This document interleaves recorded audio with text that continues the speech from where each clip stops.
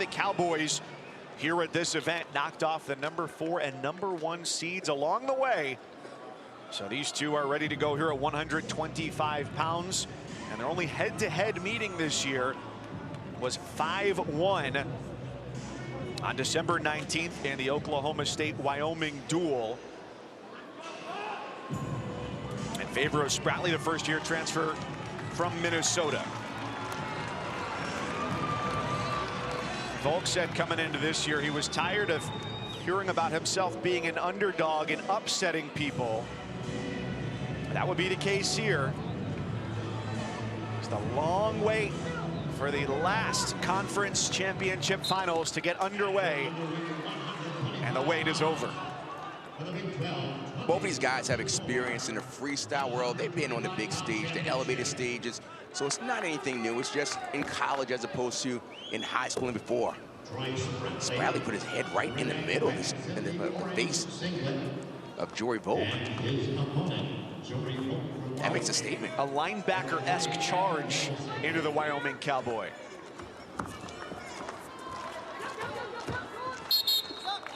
You don't know what that does. You know, it can rattle someone and say, okay, I'm in a battle, or like, okay, let's get at it.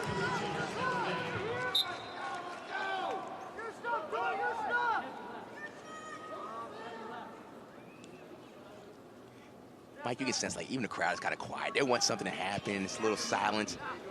And even though this is a neutral site in Tulsa, it seems like 70% of the crowd is Oklahoma State. And that's the case quite often here in Tulsa, which will be the home for several more years. The Big 12 Wrestling Championship. Great venue, which last year hosted the NCAA championships as well.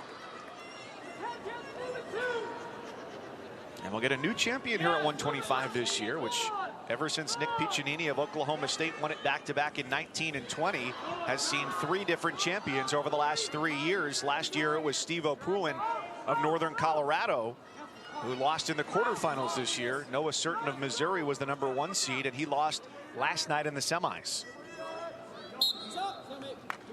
Little things like that, Volk holding on the head, may not seem like much, but you kind of wear someone down. A lot of things that you do in the first period manifest in the third period. But so far, it's just been Spratley that had the real offensive attack, and he's holding center. Right in that little circle with the Big 12, he's keeping himself in there. And the back of Volk is to the outside. Volk's got to come and circle in. Bring the action against Spratley, the transfer from Minnesota. Wanted to get closer to home and certainly accomplished that. Bringing his talents to Stillwater. 2 minutes into the first period, no points on the board.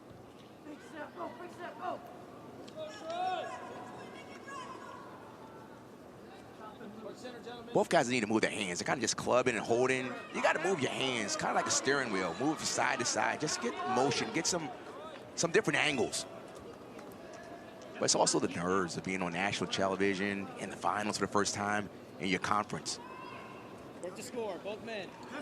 And leading off the night as well. All 10 Oklahoma State starters are going to the NCAA championships in a couple of weeks in Kansas City. And they're the only team in the Big 12 that can make that claim. Here's Spratley going to work. He's in there. He's got a little time. He's got to hook that leg. He's going to try and pop his head up. Nothing yet. No control. Volk's got to continue to stay tight. He cannot let that head pop up.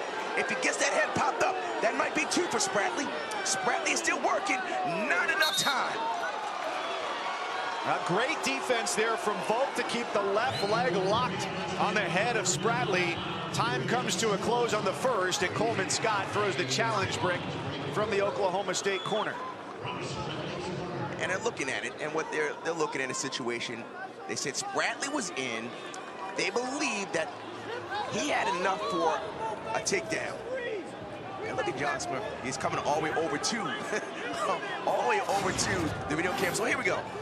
Here's the first real attack in on the leg. And here's not the scramble, he's trying to hook the leg. Watch that bottom leg, he's trying to hook it. Bring it, there's the hook. And now, what Volk is doing is keeping the head down, keeping it tight, kind of just holding him in. And at this point, it's trying to get enough to get a takedown. That's going to be a tough one right there. But his head is underneath. His head is underneath from our angle. And once again, fans, what we are seeing is not the same angle that the officials are seeing. And so from what I saw, the head was still underneath the leg. And at that point, it necessarily didn't look like a takedown. But again, this is the angle that I'm seeing, which may not be the angle that the officials are seeing. And every team with competitors in the finals tonight, save for South Dakota State, which has 2 finalists, has 2 challenge bricks as well. After further review, the call on the mat stands. Call No on the mat takedown. stands, much to the disappointment of John Smith. So Oklahoma State only has 1 more challenge for the rest of the night. And 3 more finalists still to wrestle, including Dayton Fix, up next at 133 pounds. So on to the second, no score. Oh, that was a good mat return. Right on the shoulder. Now, next time he does, let's see if Spratley does a Granby roll. He kind of rolls through.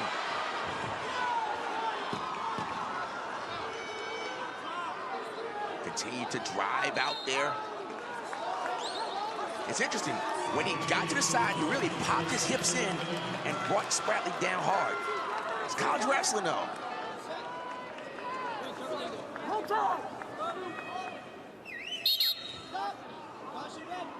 Caution on Spratley, who yesterday was a winner in the semifinals against Kyson Terrakina of Iowa State on a late stall call.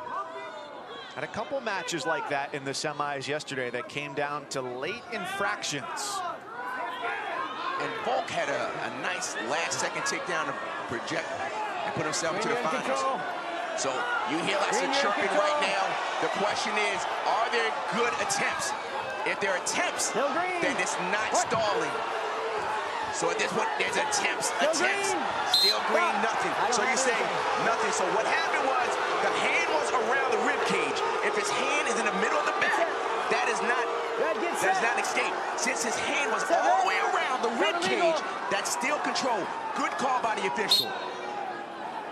And great demonstration by you with your hand on my rib cage there, too. I think I'm wrestling. You're in control. Minute to go in the second. And the switch. Switch, and now double boots are in. Under a minute to go. But a good riding time for Volk. Spratley on the board with the reversal. So once again, you have to make attempts. You just don't stand. It's got to be conscious attempts. The motion is going. Spratley is doing a good job of sealing the hips. He's on him like a leech, putting the legs in. Yep. In this position, Volk wants to get that right leg out. He want to put it out and not in.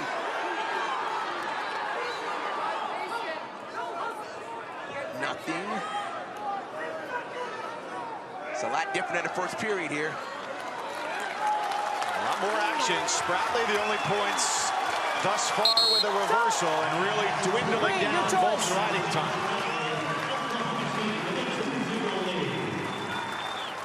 Green's going neutral. Third period. Interesting. Volk said, I'm not going.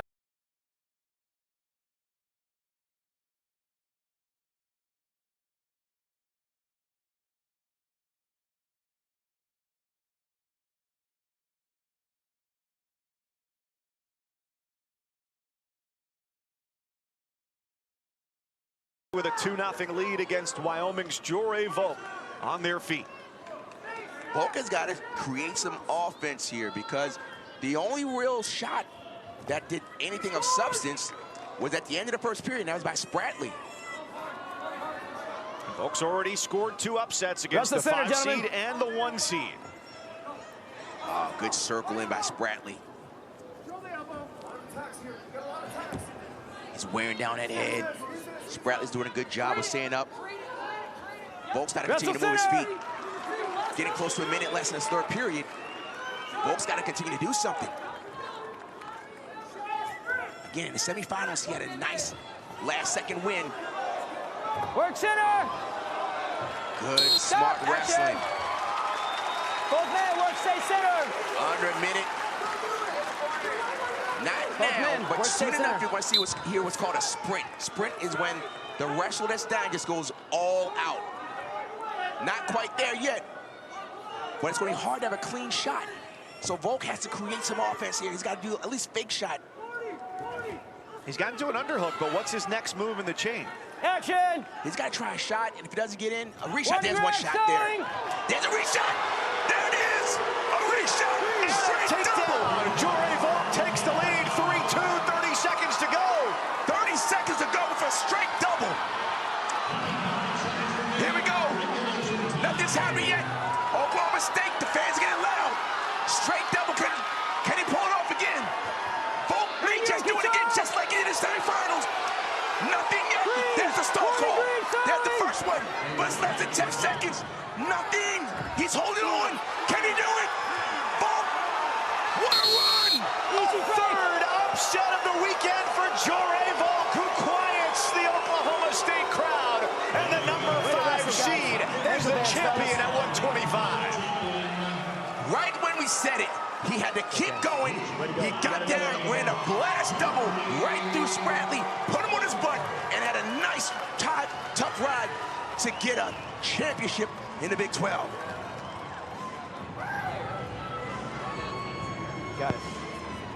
And it didn't come without some bloodshed for Jory Volk as well. What a finish. Here it is. He's moving. Watch him, this lower level, and just watch him run through it. Snap. Run through. Nothing there. Boom! Right there. Right where Spratt was trying to wipe his face a little bit. Volk said, I'm just going to run through you just like Jordan Burroughs.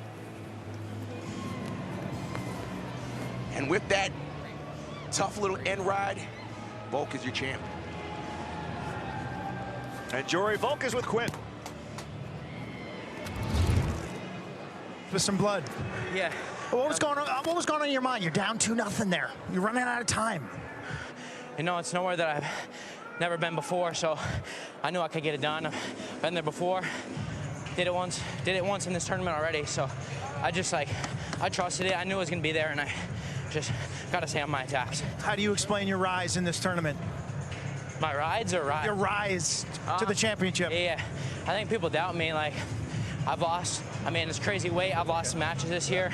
Some things haven't gone my way, but, you know, I knew all along that I believe in myself. I believe that I can go win an NCAA title in 2 weeks. So, you know, just believing in myself and trusting myself and just loving the fight. Congratulations. Thank you. Mike, 125 in the NCAA tournament. 2 weeks in Kansas City is going to be off the wall. Bracket Buster City. It will be entropy on the mat, sheer chaos. This was not the blood round, but it was a round with blood. 3, Dayton Fix will be try to become the first 5-time Big 12 champion against Iowa. At a hard pace from first to third period, and he's fundamentally sound in top, bottom, and neutral. So this is a big match for the team race as well. Iowa State starts the night 17 points ahead of Oklahoma State. A win gets you 4, and any bonus in there can be discussed as the match goes along. But for Evan Frost, a redshirt freshman, his head coach Kevin Dresser says, we didn't see this level of success necessarily coming this early, but he opened a lot of eyes early in the season with an upset win over Brody Teske. Not just that, he wasn't anticipated to be the starter at 133 for Iowa State, but he won the wrestle off and hasn't looked back. And to give you an idea of how dominant Dayton Fix is, even at this stage of the wrestling postseason, last year against Iowa State's Zach Redding in the final, the only points he allowed were on escapes. Good defense.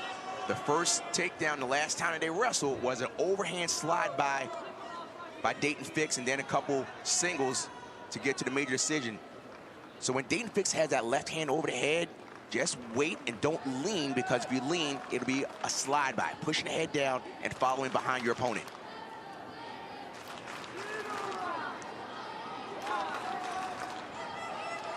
Frost has to continue to hold position well, because of late, Dayton Fix hasn't been strong in the third period.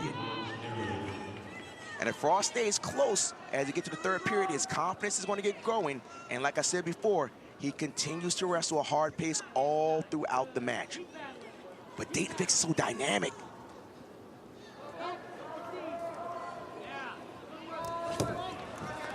Very few have ever been able to solve the riddle of Daton Fix, who has never in his career lost to a Big 12 opponent. That's crazy. Isn't it? And it's not like the Big 12 is a weak conference. I mean, it's the Big 12. But like you said, he was a junior world champion before he ever stepped foot on campus in Stillwater. Grew up not far from here in Sand Springs. And he's got the trip, and he's got the three. One of the things that Daton Fix did there, he kept the ankle very high in the armpit. So when Evan Frost tried to turn his ankle to do a limp leg out, he couldn't because it was high in the armpit, and then he just did a high trip. Very smart wrestling right there. That's why it's so important when you have this single, be patient, keep it high and tight, like a fade. You've got us covered from the blood round to the barbershop, Rob. 25 seconds first period, Fix in the lead.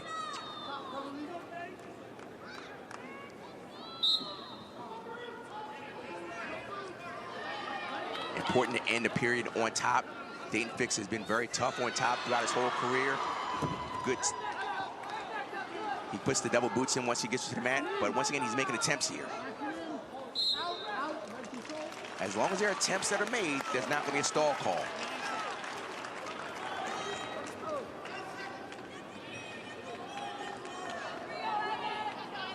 Nine seconds. Let's see if Frost has something magical.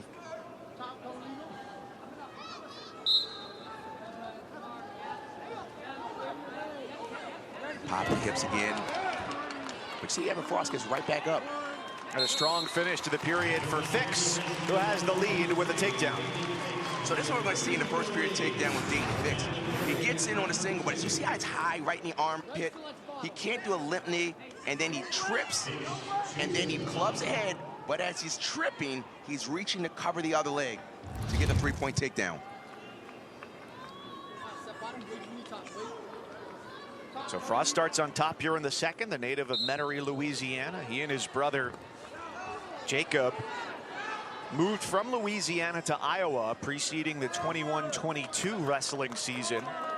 Go to Dowling Catholic High School in Des Moines as they followed one of their high school assistants from Louisiana, Ryan Finch, a former Iowa State wrestler who got the head coaching job there at Dowling Catholic. Good shot there.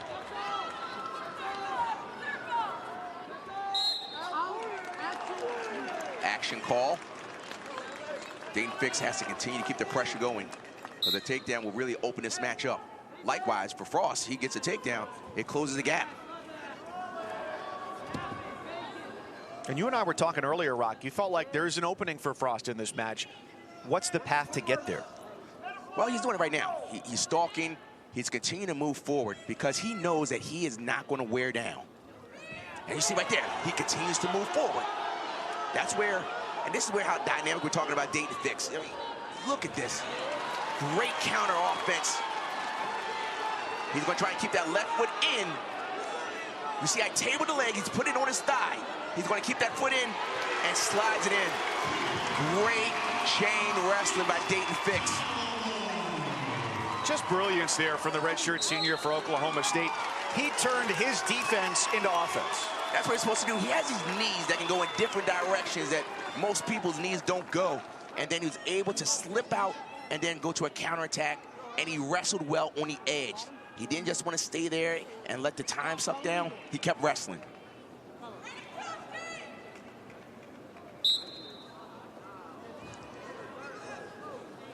Coming off a year where a season ago, Fix became Oklahoma State's 15th four-time All-American with a fourth-place finish at NCAA's, but he wants more this year after getting to the finals 3 times throughout the course of his career, but still yet to come out on top.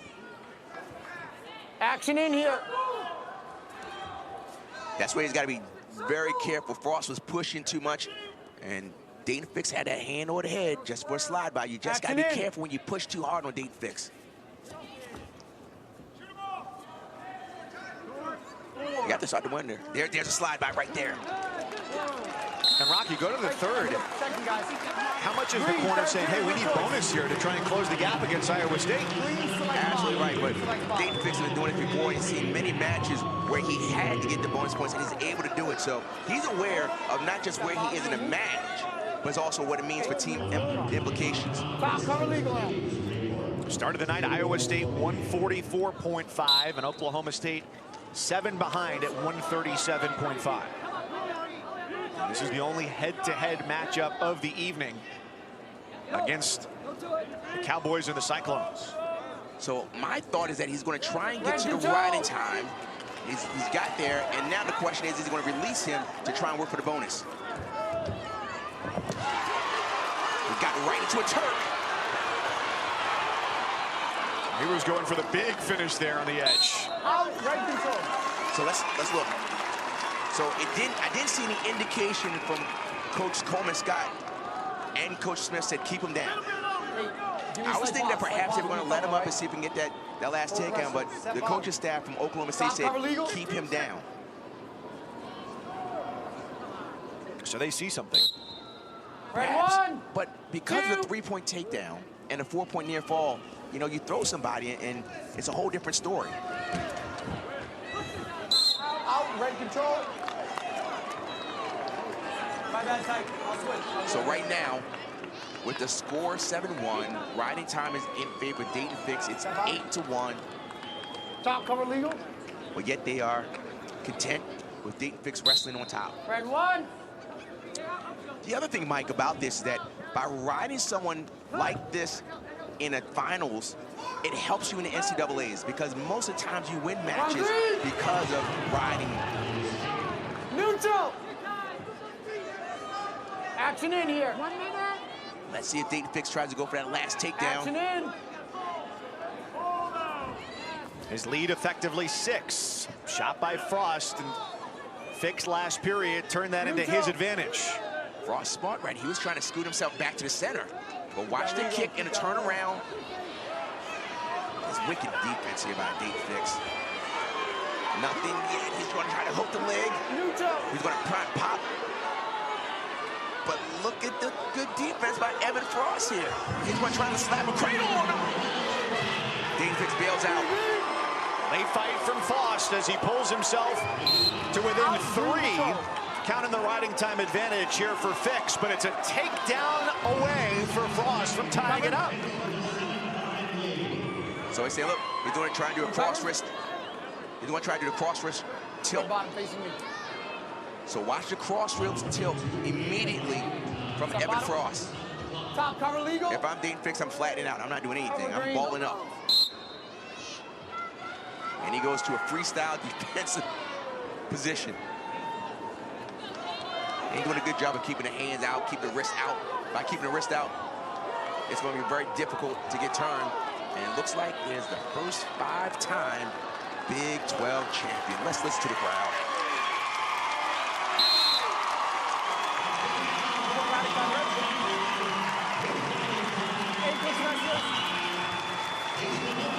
As Dayton Fix said, in college wrestling's most storied program, it's hard to make history. But you stay around as long as he has, as successfully as he has. He's made history, the first 5-time champion in Big 12 wrestling history. What a job. What a job. He wrestles so well in so many positions. He wrestles well in so many positions. Here's the first takedown. He clubbed, tripped, and then he covered the right leg. That's the first takedown. This was the crazy defense that he had. Frost was in on that, and look, he stayed in to ensure that he's not just wearing out the clock and takes his time, tables it, and then sucks Frost back in to get another takedown. Dayton Fix, just so good. The thing that's just eluded him for so long is that national championship. And with the way he's looking right now, he's trying to make things happen in Kansas City. What a wrestler. He'll be looking to get to the finals for the 4th time as he wins his 4th consecutive Big 12 championship. And we'll see later on tonight a second chance at a 5th Big 12 title as well when David Carr steps to the mat, taking on Keegan O'Toole of Missouri. Now let's go over to Quint, who's with Dayton Fix. Enjoying your time with the fans. Hell yeah, it's the best fans in the world, Oklahoma State fans. Five-time Big 12 champ. No one's ever done that. You have. How do you put that in perspective? You know, I'm not anything without the Lord. So, you know, all the glory goes to him, and I'm just grateful that I'm a Cowboy, and, you know, I love this place. I love Tulsa. I love Oklahoma State. I love my team, and I'm just proud to be here. Did you think about this being the last time here? Yeah, absolutely. You know, this is probably one of my last matches.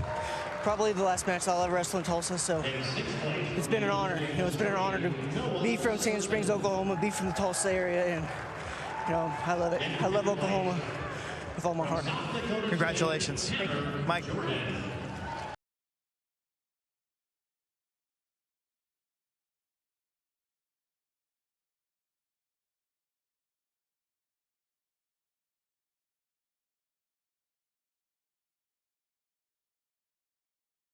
High school wrestling. And during the regular season, Happel defeated Etchemendia at the Cliff Keen tournament. Etchemendia won round 2 back on February 11th. Jordan Titus toppled by Etchemendia in the semis last night. Happel has a very even keel style. He's not going to do a whole lot of motion. He'll try to just get right in the phone booth, put an underhook in there, get to a leg, and just will himself to win. But look at that strength right there. Just a little slide by, take down. Underhook, just do it by. Etchemendia is up and releases back to his feet. As I said before, he doesn't do any penetration, putting the knee down. He keeps his hips a little higher, doesn't like to get underneath his opponent.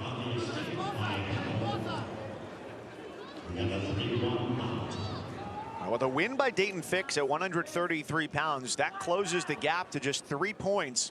Oklahoma State behind Iowa State. The Cyclones 5 finalists tonight. The Cowboys with 4. And Etchemendia with a win could widen that gap just a bit here at 141 pounds.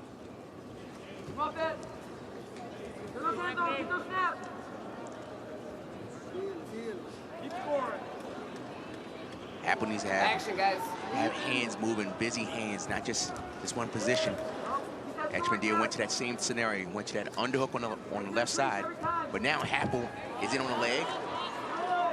But when you see Etchemendia wrestle, he wrestles with his hips further away and his hands are always touching, which makes the distance to get to his legs a lot longer with his hips being further away.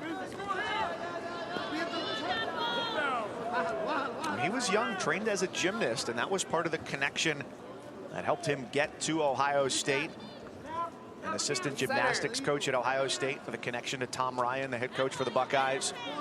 And eventually found his way to Sunnyside High School in Tucson, Arizona, the same high school that Roman Bravo Young attended. And now his first year in Ames, Iowa on the mat.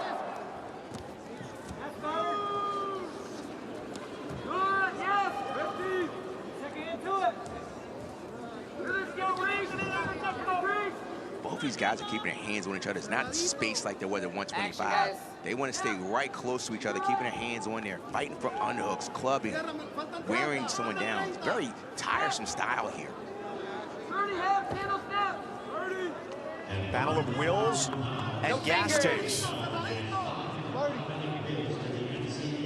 This is good. They're just getting right in there.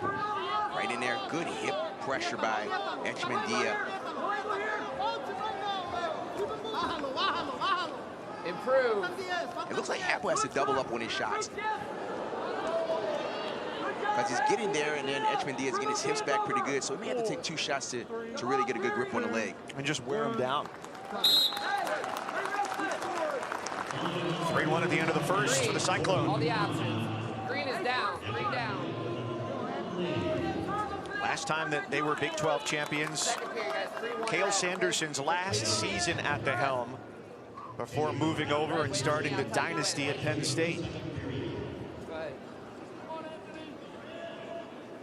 Dresser, the head coach at Virginia Tech and nearby Christiansburg High School there in Southwest Virginia before taking the Cyclones head job.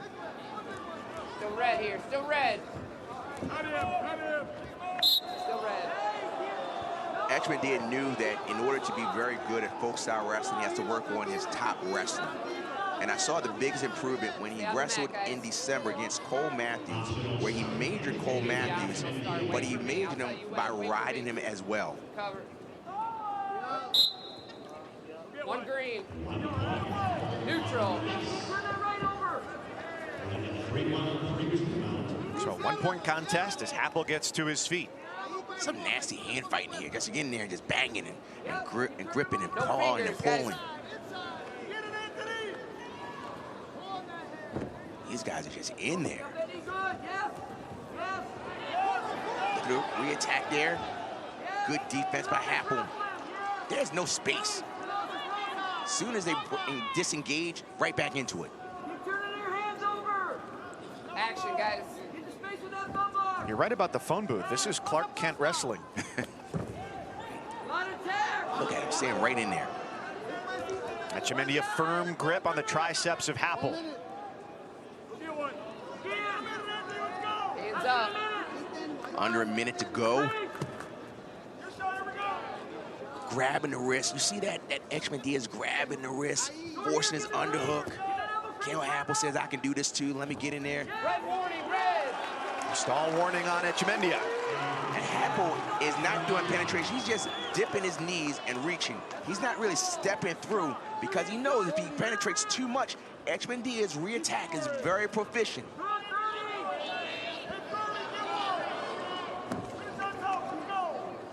So right in there, Etchemendia's got a good grip. I'm tired of watching. This is just really physical stuff here.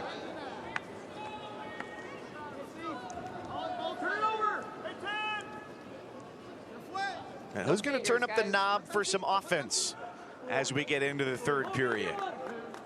Battle for the Big 12 title at 141 pounds. Our next NBA Wednesday doubleheader starts in Miami.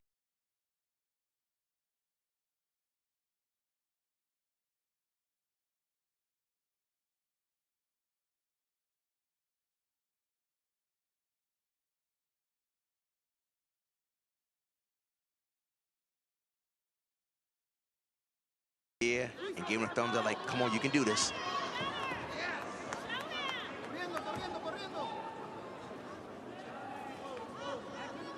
Was talking to Kyvan Gadsden earlier, and he said Etchemendia is so professional.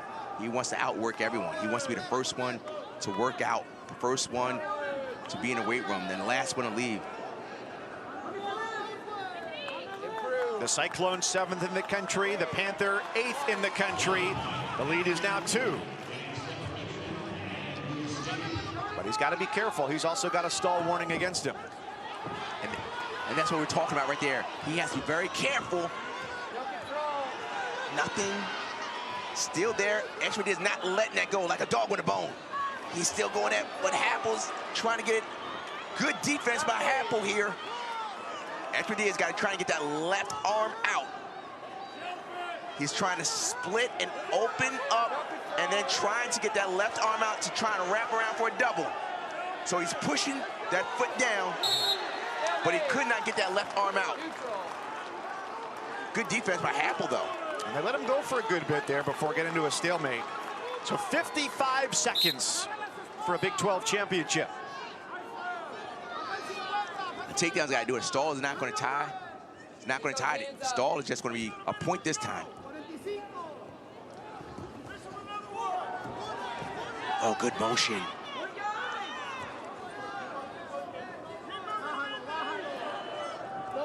Here's the last go. The last go for Happel. He's got to go here. You see, he's just going down to his knees. He's got to move forward. He's just dropping to his knees and reaching. He's got to make a nice penetration step. Trying to break through Etchemendia's defense. Takes his shot to sprawl away.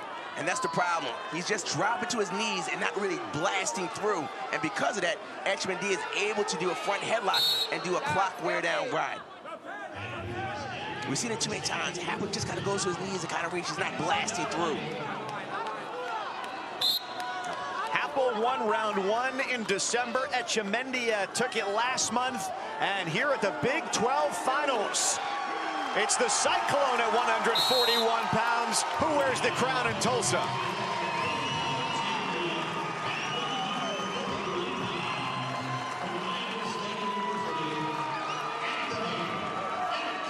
A special moment for the native of Cuba who ventured through Guatemala, through Belize, to come across the U.S. border, seeking asylum, finding home in Arizona, going to Columbus, Ohio, to Ames, Iowa, and a hand raised in Tulsa, Oklahoma.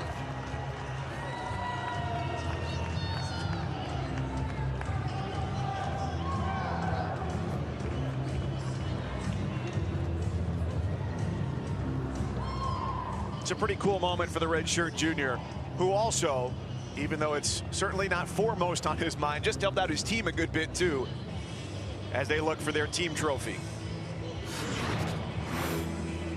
So in position, wrestling is such a hard sport, just when you have everything going in your direction. But to all the things that you said before, Mike, for him to get to where he is right now, there's mom and dad. Very proud of Anthony.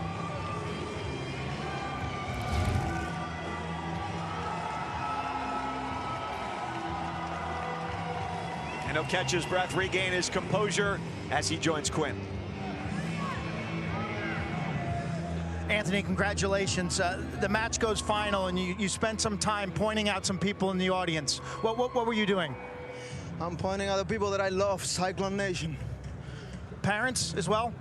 My parents are in Cuba, and you know, I wish they could experience this beautiful moment because they've invested so much time and energy to help me become the man that I am today. And I wish they could be here, but they're in Cuba, so they'll be able to see this on TV or when I send the video. I hope they're watching. I hope they're watching. Your work ethic, you've worked your tail off. How would you describe this feeling right now? I'm blessed. This is a second chance for me, and I want to give all glory to God because I know that He led me to Iowa State. That was the place that I was first before I went to Ohio State University, and now I'm back. And I'm extremely grateful for this team, the staff, my teammates. I love them all. Congratulations. Thank you so much. A special moment, the next step on the journey.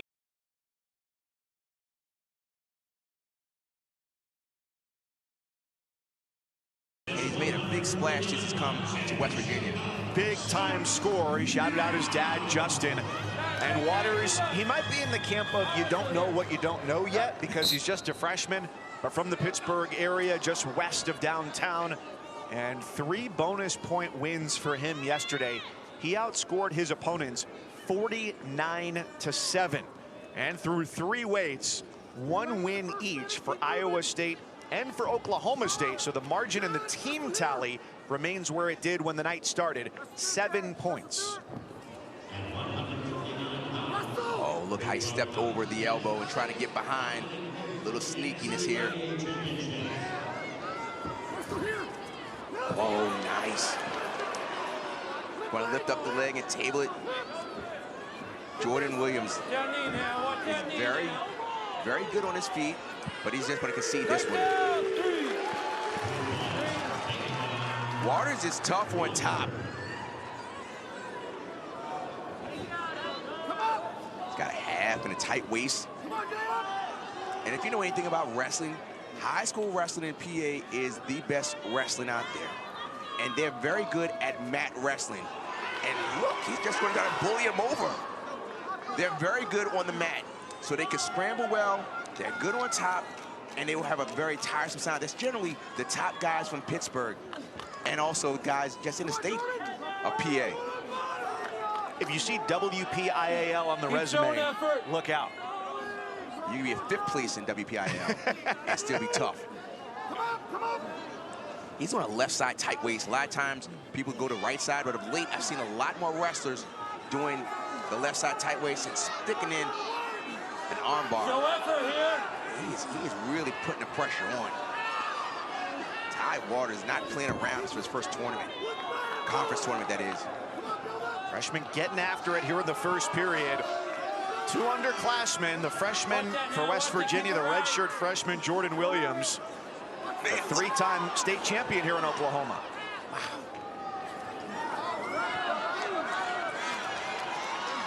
I mean, just doing what he does. He is really strong on top. Good, give it. 36, let's get him. 40, guys, 40. This is when you start to wonder, with this just smothering ride here, Jordan Williams, when he has choice, is he going to even consider going underneath? And as a result, the official warns Williams for stalling, and I agree. Mean ride by this freshman. Keep advancing. It's a really impressive first where he's accumulating more than 2 of the first 3 minutes on top. And there hasn't really been a moment where it seemed like Williams had a window to get out. No, tight waist half, that's all it is.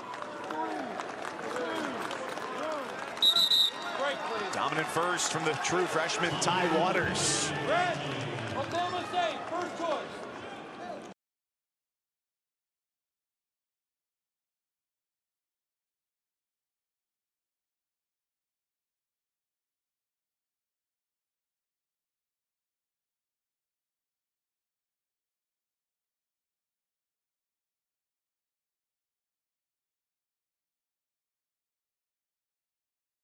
Kasnick, Rock Harrison, Mike Cousins, 149 pounds. Strong first period for Ty Waters of West Virginia. Ty Waters is stalking him already. Now Jordan Williams wants space. But Ty Waters is going after him. Right in on a shot. Trying to get through. We're neutral, guys, we're neutral. Lifting up on the leg. Good hold. Good job by Williams. It looks like there's a takedown there. It is. He gets the 3 to make it 7-0.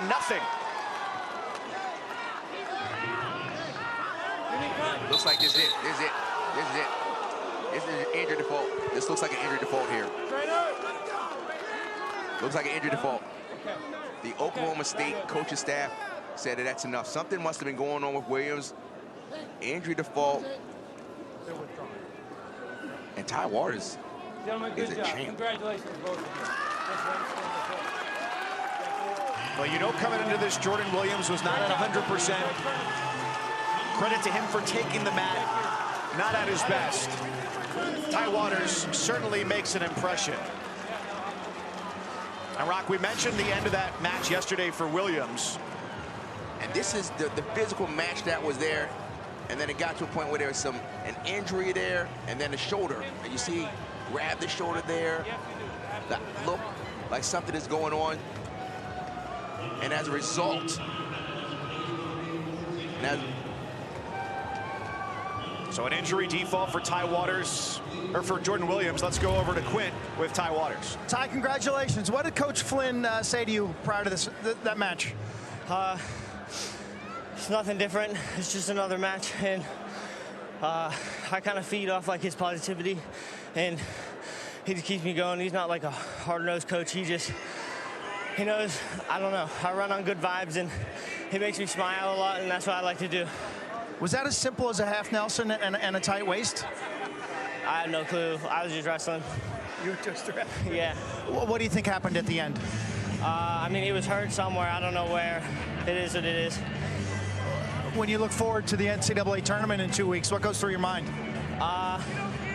Just gonna take it one match at a time, just like any other tournament. I don't like to think of it as nationals. I just think of it as wrestling, just like we do every day in the practice room. Wrestling like the old days in Western PA. Of course. Thanks, Ty. Congratulations. Thank you. So a Big 12 champion, his first time.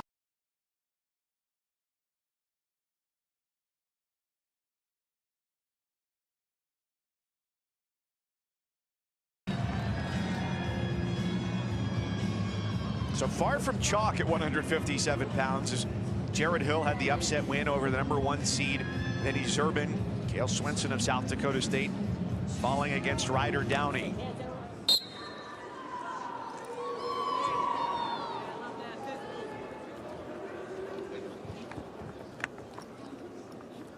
It's a really entertaining match when they went at it.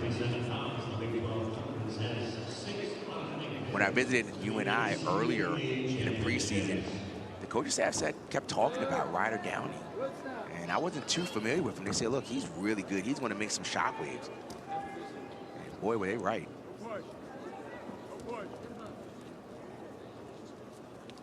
He's been really strong, hasn't lost since the calendar turned to January. And for Chittum, what a journey for him as well. Originally committed to Minnesota in June of 21, reopened his commitment the next summer, decided on Iowa. As recruiting goes, rosters change, and he changed his commitment and enrolled spring semester last year at Northern Iowa, or rather Iowa State. What you'll notice with UNI wrestlers, they're very composed. They're not doing extra things. They're not herky-jerky. They stay in there and they wrestle a style where they know that they're good. And you'll see that at 184 with Parker Keckheisen. But Ryder Downing, he's not flustered. He's just going to do what he does and get it on the shot. Look at neutral danger, perhaps. Danger green. Danger one. Danger. Nothing yet. So we got to watch that knee. We're still neutral. No control. Ryder Downing still has that leg. No control here, gentlemen. Looking for a stalemate. Stop. Stalemate. One of the things you'll see with Chittum, you have to finish runner very quickly. He'll start to kick away. He'll start to pull his arms out and try and kick away. And then once someone moves up, that's when he swivels his hips. Baiting a little bit. Yeah. Stay out of those. Get out of those. But it's always reassuring to get in on someone's leg. You may not finish it, but at least you know these are kind of like data shots. What happens when I get here? So last time I got in on his right leg, how did he respond? Okay, if I get to it again, let me see what I learned from that first series to implement moving forward. Data shots. Look at the strength here. Oh my goodness. Chittum rising and can't quite circle around to finish. What stingy defense here. Ryder Downing's going to try and split the legs. Get around. Try to hook it. Watch that knee. The knee's being hooked. But he's still going to pop up. Almost there. Oh. And a potentially dangerous call with Chittum's knee hooking back as Downey was just trying to fend off the takedown attempt. Here's the thing. Oftentimes when you give someone the gimpy knee, you got to expect that you're going to put yourself in a position where you just might get potentially dangerous. Now, nothing dirty about that, but sometimes you just got to keep wrestling. And Ryder Downing kept wrestling there.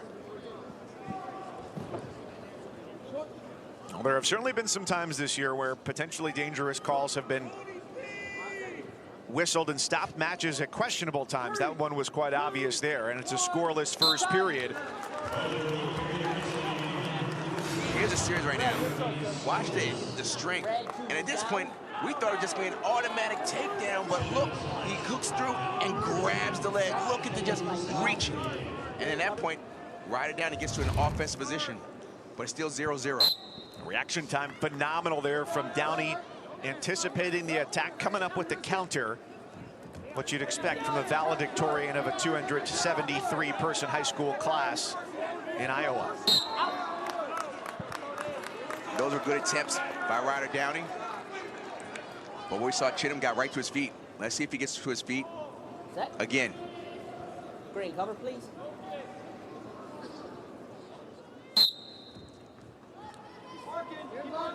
I love the fact that Chittum just did a traditional stand-up. You know, a lot of times where you see guys that kind of just go into a ball and try to fight underneath. Chittum said, I'm going to get you my feet, and you're going to have to bring me to the mat.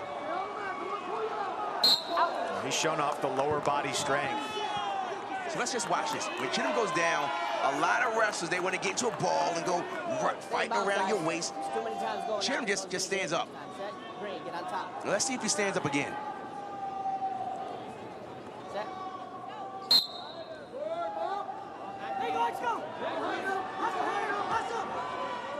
Right to his feet. And that's where he's got to put pressure on Ryder Downing. You got to bring me down. And there it is. I'm fine with that. I mean, it's the third time he's gotten to his feet.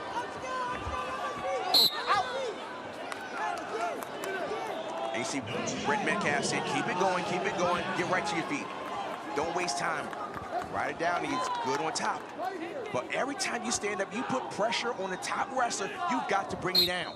The Iowa State corner signaling to Chittum they want him running Out of that grasp of Downey and try and get the first point of the match on the board. Look at him trying to stay in bounds. But all through this, he's got over a minute of riding time. It's tiresome when someone continues to stand and you know you have to bring him down. But when the bottom man says, I'm going to make it very difficult for you to bring me down. So Ryder Downey has to make a decision. If he gets to his feet, am I going to try and do this? But it's not ready for a switch. Ryder Downey has to make a decision. Tough ride here. Wearing him down. It's a battle of will. It's a battle of lung capacity. 45 seconds, second period. This is just tough wrestling here.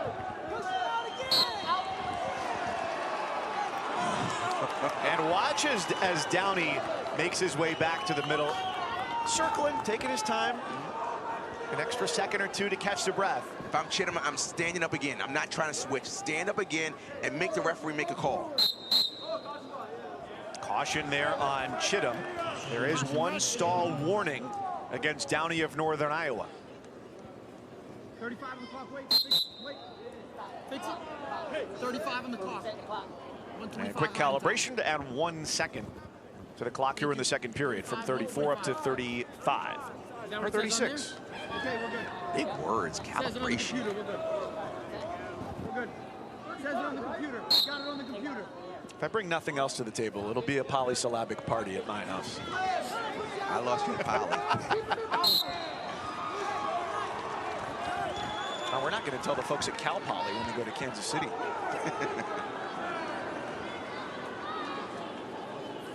29 seconds. Can Ryder down and keep him down.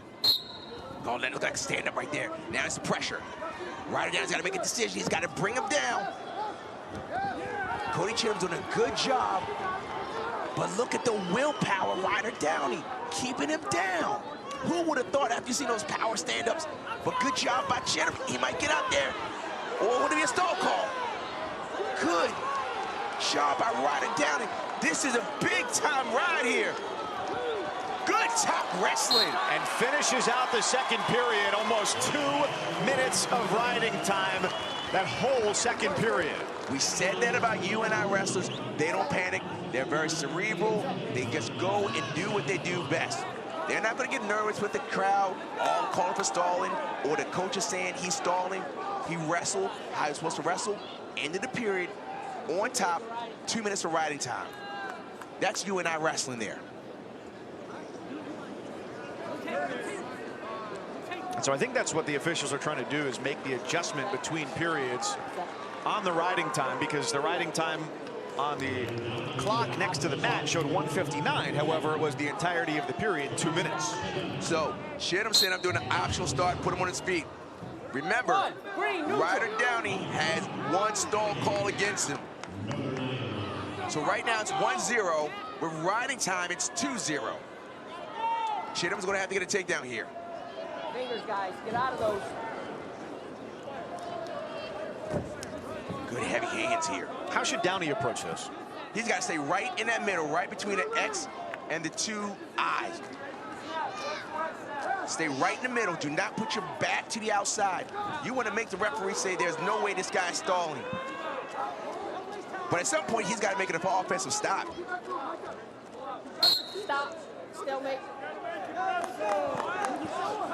Set.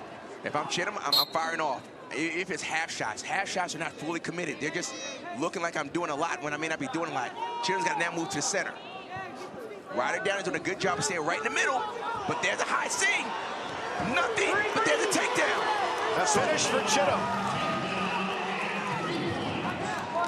Now, with the riding time, which is now secured, it is now 3-3. Riding time is secured. So now it's 3-3, overtime if no one scores. On their feet for the last minute, and a Big 12 championship at 157. So now, here it is. Ryder Downey trying to get here, lifting it up, looking for the neutral danger. They're looking for the neutral danger here. Nothing but look. Oh, stinginess here. Same position before. Ryder Downey's going to try and get that right arm out. Again, Chittum is going to try and sit back and try and look for neutral danger. It's got to break 90 degrees. One. It has to be danger over 90 degrees. Now Chittum is on top, but that leg is not out. He's going to try and slide around. Almost there. He's going to try to put that leg in. Less than almost there. Nothing yet. Are we going to overtime? Almost in overtime. Here we go. Riding time is secured. Wipe it out. It's 3-3. 2 minutes on their feet. First points that are scored wins. Sudden victory. When they met less than a month ago, Ryder Downey of Northern Iowa in the purple was a winner by 3. Next score wins it here. With Chittum, you got to make sure that when you shoot at him, you want to shoot above the knees. Because if you shoot low, he's going to sit the corner, and with his knees being so rubbery, he's going to try and sit and lift the leg. Little outside step. Ryder Downey, when he gets in, he wants to kind of get it high and not low. And Downey has the stall warning against him. Another would be a point and the match.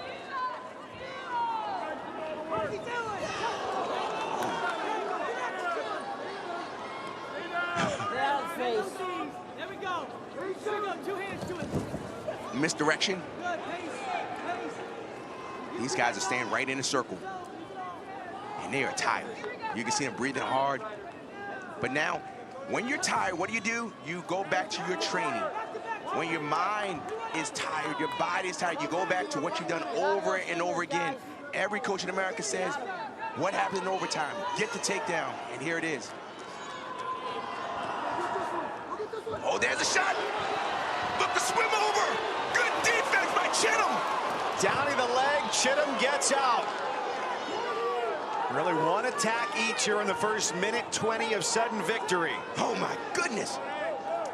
A look at the clock by Downey.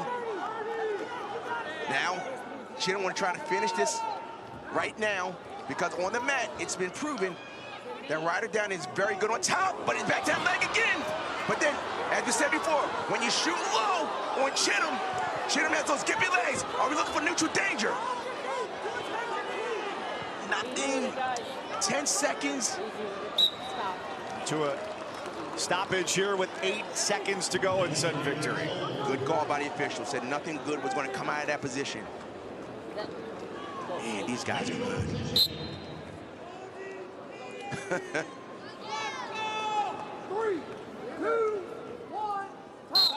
They're good, and it's like watching each other in a mirror.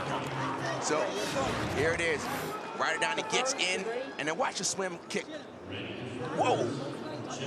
And then he gets out. I mean, he's doing this in overtime. We're not talking about the first period when you're all fresh. Rest of the whole 30.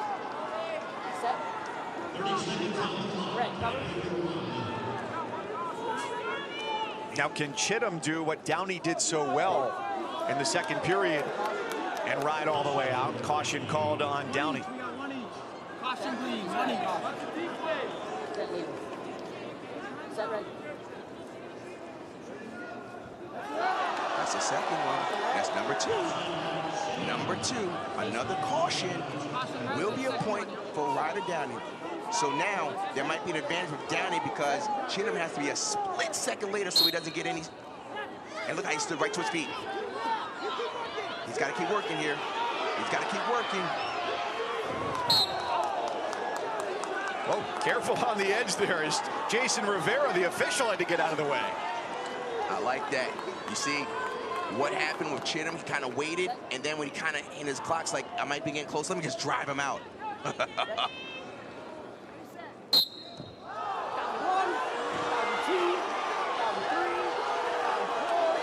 Now they were not counting near fall. It was a side headlock. It was a side headlock. It wasn't near fall. So when you're saying 1,001, that was not near fall. It was a side headlock. Side headlock warrants a stall count. So 30 seconds of riding time for Chittum.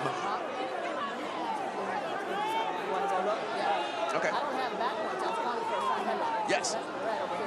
So you heard the official say, right. Set. Green over here. So that's the explanation there from Jason Rivera to the corners. So yeah, that's what I was mentioning before. Everyone was seeing the count, everything was near fall. I was like, no way, that was 90 degrees. It's 45 degrees. So when he was counting, he was saying that's a side headlock. When the person in the top position or the advantage position gets a side headlock, meaning the head and the arm is a circle, that warrants a count. Let's look at it. So it goes right on top. Right there, that is a side headlock, and that warrants a count. Now, what they're looking at is a side headlock, but what Iowa State's saying, no. I believe he was in near fall criteria, meaning that his back was beyond 45 degrees. So he brings him back, and that's a side headlock, and that's what it's calling right there. Which, do you see any moment where the case would be valid for Iowa State in this claim? When you're in overtime like this, I'd throw the brick too. It makes sense. I mean, it's close. But from there, I think was the right call, because once you get to your near fall, you have to be, first near fall has to be established. It's not as soon as you roll to your back. It's like once they're in control position, then you start counting, not as soon as they get to their back. So they talk about that. I believe the call is going to be confirmed that that's no near fall. The call on the mat is confirmed, no near fall. However, Chittum just wrote him out for 30 seconds. That's right. So the pressure now turns to Downey because he's got to ride out for 30 seconds here. With one stall call. Look at Chittum, he's going to keep, oh, good mat return. And what does the Chittum gets right back up. Look, this is so much, just tiresome. Cannot let him break free here. They roll out on the edge midway through. Oh, the riding time and the time on the clock is a little off. They're going to have to fix that at some point. So it should be the time on the clock should be the time. He stands right back up. Chittum's doing a good job of standing right back up. It's got to be, it's a good job. He's standing on his feet. Oh, I mean, I cannot explain to you how difficult this is. One, he's got a stalling call. Two, Chittum is standing up and quickly moving to his feet. If he rides him out for these last couple of seconds, we'll go back to our feet for 1 minute instead of 2 minutes. Another sudden victory period to follow. Looking close. And the ride out for Downey, complete. So everything is wiped out. We go back to our feet for a 1 minute sudden victory. First point scored again. Still a stall call. Wow. These guys, this is why wrestling is so good. It is not just physical. It's mental. When your body wants to break, your mind is willing yourself to continue to go. And these are underclassmen. Continuing to move and move forward. Let's see if Downey goes back to that little single to the right leg of Chittum. Unbelievable. This is how you prepare for the NCAAs. 30 seconds in sudden victory. Stay out of those fingers, guys. Iowa State looking to put Oklahoma State in the team race to a speck in their rearview mirror. Short time and dwindling. Chittum is really keeping the pressure on, but at this point, with this amount of time, we go back to the 30 seconds. 30 seconds. Now it's Green's choice. Ryder Downey, he's thinking about it. What does he want? What does he say? He wants to go. Top. Green chooses top. Set. Greg, you're down. Unbelievable. Green selects top. Green selects top. By choosing top, he believes he can keep him down for 30 seconds. And watching Chittum on every restart in that last alternating period, he was sprinting back to the middle. Ooh. Slick this right there by Downey. Keeping the pressure. See the pressure on his shoulder? He's leaning forward, keeping the weight on the hands.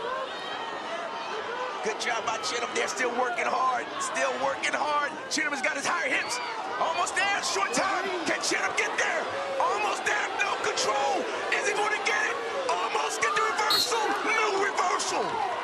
So close. Oh, so close. Now Red's choice. Is he going to take down again? Where's he going? He said, tell him to come here. What's the choice? It was a full ride out in that period. He's got to go over. Red, it's your choice. Come on, let's go. What did he say? He's going to take top. I don't think I've seen this before. I'm surprised by this. Now he takes top. Red chose top. So Downey chose top in the first 30, and now Chittum. Whoa. It's your choice. Yeah, he took top. So now Chittum, let's see if he goes back to that side headlock and bring him right back. He tried to yank him back. Yep, he went right for it. That's the third one. Oh boy. Third one. You still got to wrestle this though. So now Chittum's got to let him go to his feet. So, yes, that's the third one. So now it's a point. So now Chittum has a decision to make. He's got to say, let him go on his feet. Because now Chittum has got to bring him on his feet because you got to wrestle this whole 30 seconds. Remember, Ryder Downey does have a stall call against him. So now it's 5-3. There's a shot in. Can we get it? Can we get some magic here? He's going to pop his head. Can we get it? He's almost got it. He's got the leg. But no doubt he's still holding it. Look at this. He's going to pop his head. He's looking at the clock. 13 seconds. He's going to hold on for dear life. Watch the knee. He's going to come across. Ryder Downey may just sneak out of this. What a match. And Ryder Downey, wow. He survives. And nothing but mutual respect between the Panther and the Cyclone at 157 pounds. Tanks are empty, hearts are full.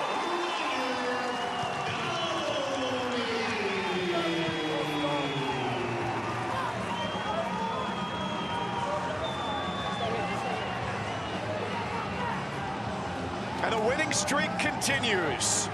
Perfect since before Christmas. A 14th straight win for Ryder Downey.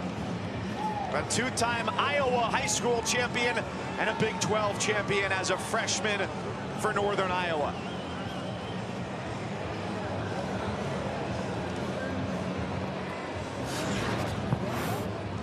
This is when Chittum gets in. And I'm telling you right now, he was so close right here. Neutral danger, he was trying to pop that. And just watch the sneakiness of Ryder Downey. He just slipped ahead. Right when he felt like Chittum was about to get the takedown, he lets go. Look, he's just curling it. He doesn't even have it in the grip. He's just curling the arms. That's just pure willpower. He said, I'm not letting this leg go. And as a result, he's a Big 12 champion.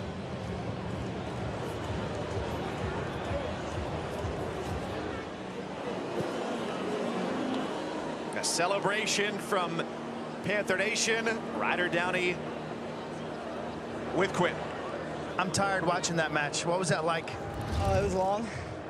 I wish I knew the overtime rules more than I did. I don't know if I would have picked top, but I did, so it worked out. You know, afterwards, it looked like you guys, there was mutual respect. Let's put it that way. You guys battled as hard as it gets, and then there's mutual respect. What was going through your mind? Yeah, well, he's a good wrestler. He tried his best. I tried my best, and today was my day, and we've wrestled before, and it was a good match, and we wrestled again, and it was a good match, and we'll see each other again in the future. We're both freshmen. Congratulations. Thanks. Well, if you thought that was good, what may be a preview?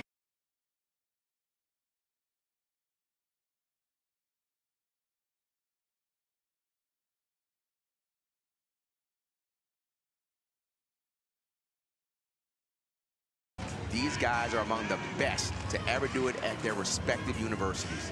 These guys are incredible.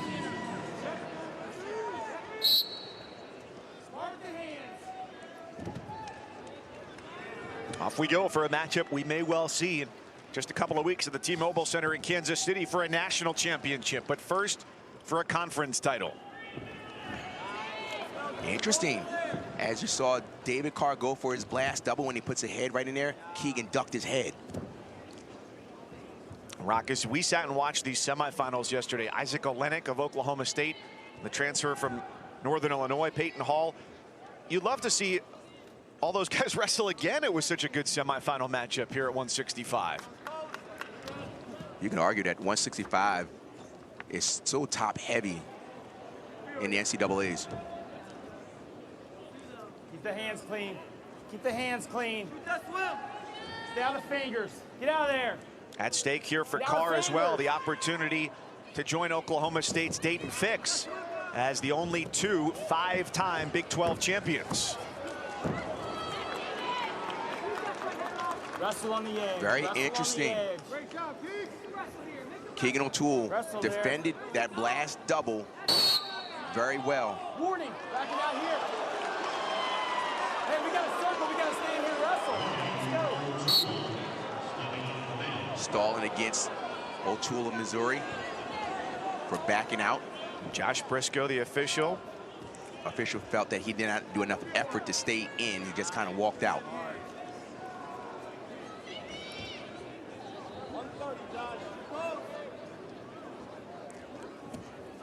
So David Carr has fired off some shots, but hasn't really gotten too far, and Keegan O'Toole hasn't really fired off a shot yet. But once Keegan O'Toole gets to a leg, he's very good at finishing. And you can say that's true for David Carr as well. Action. There's a single. Minute in the first. Heavy hips. Now Keegan is going to try and sit to the corner. David Carr is going to be very patient here.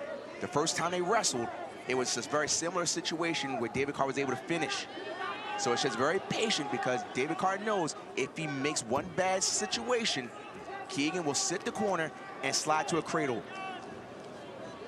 And you can see the arm going back to look for the cradle. Now he's going to crunch him. Now David is trying to keep his shoulder right in the pocket. He doesn't want that shoulder to get out of the pocket. Now at this point, Keegan O'Toole is trying to sit a little more. David wants to keep his shoulder right in there. He doesn't want it to get slide out, which gives nothing yet. And that's the end of the first period. They both glance over at the clock and realize 3 minutes gone. Nothing on the board yet. Nate Carr, David's dad, one of 6 father-son duos to win Division I titles. As David goes for his second here. Born in Canton, Ohio this year. Nice move from the coaching staff. Got to wrestle back in his home state. A duel against Cleveland State at Perry High School in Massillon, Ohio, his alma mater. Here's the crazy thing. You would think that Iowa State would be the red singlet, red ankle bands, rather. Well, don't try and put too much logic onto it, Rock. Red. 1, 2. And there's the escape.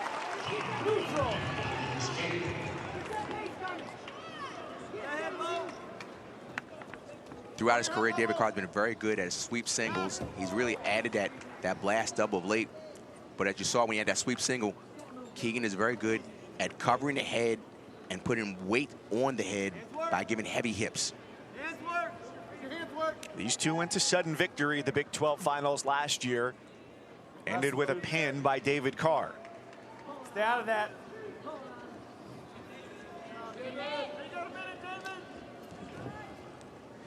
There's so many things going on right now, and then we say they're just standing there and grabbing.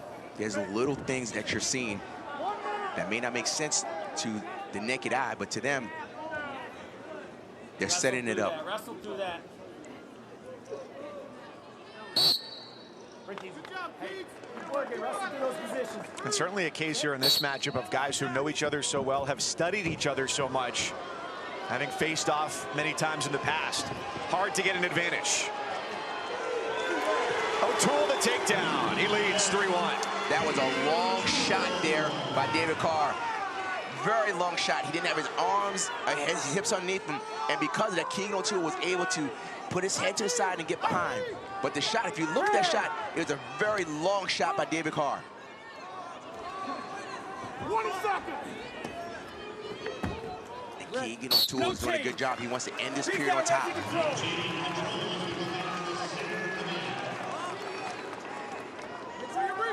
Stay set. Wait on me. 16 seconds. Set, red, Keegan cover. O'Toole wants to make sure he keeps David Carr down. David wants to get up.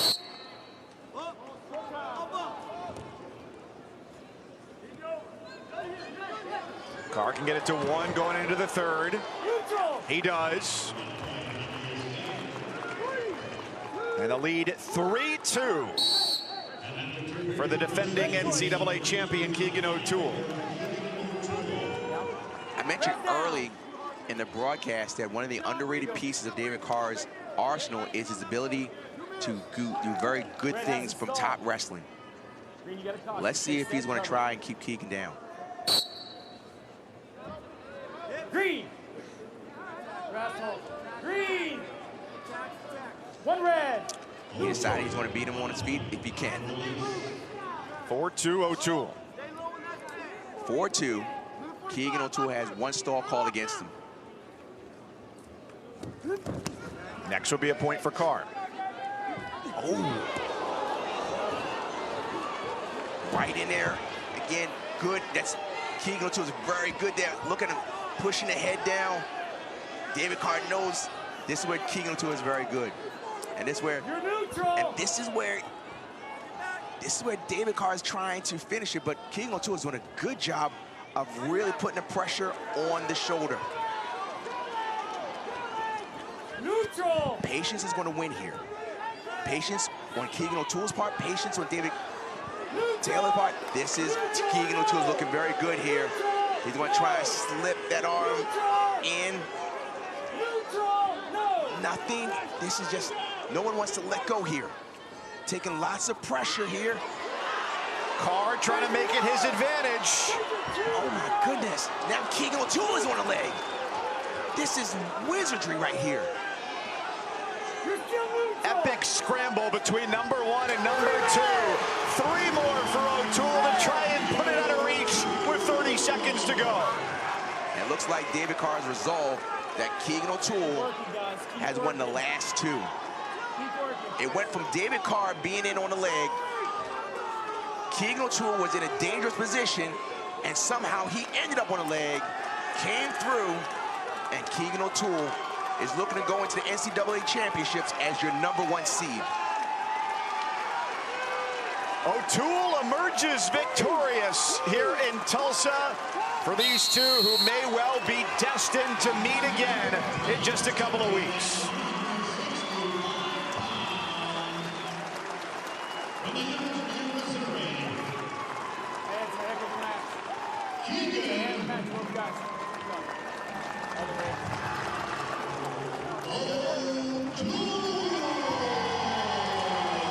Rock is a fan of not only wrestling, but just competition.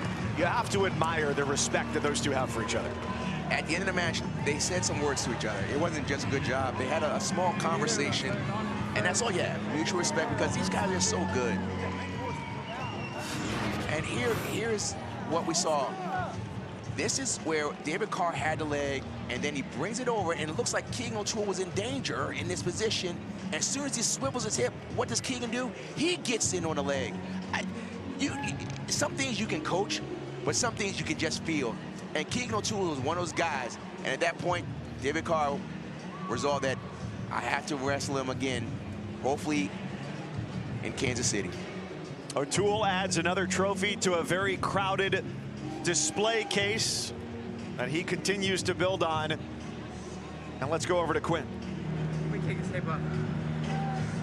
Keegan taking the tape off. How do you describe what happened on the scramble? You know, yesterday I wasn't happy with my performance and mentality, and so I was just telling myself, Ecclesiastes 11, I forget the verse, my awesome teammate Cam Steed said it to me last night. It was, farmers who wait for the perfect weather to harvest won't ever plant, and if they watch every cloud, they're not gonna harvest. So I think I may mess it up, but basically the point is, don't be perfect. So if I take some bad shots and give up some single legs, it's no big thing. I think the scrambles favor me, and they did in that match. I got that reshot takedown, and then we got in that long scramble at the end. And I was in that position every time. The ref was counting danger. I'm like, I'm fine. And I just kept wrestling through everything. That dude's freaking tough. He is. Damn good. Yeah, there's mutual respect, clearly. How do you characterize the rivalry? How does it make you better? We both love the Lord, and we both push each other to be better at wrestling, but also not to chase worldly things, but to chase what's up above and work for a higher purpose. He loved us first, so we should work for him. And I think we exemplify that really well. So I got no beef with him, nothing. I love wrestling against him. He's tough, he's strong, he's fast, he's gritty. But I'm going to bring my A game every time and wrestle as hard as I can. So I think I performed all right tonight. Fun to watch. Congratulations. Appreciate it. Mike. I want to know how many interviews Q has done sitting on the floor. Probably not many, but it's worth it.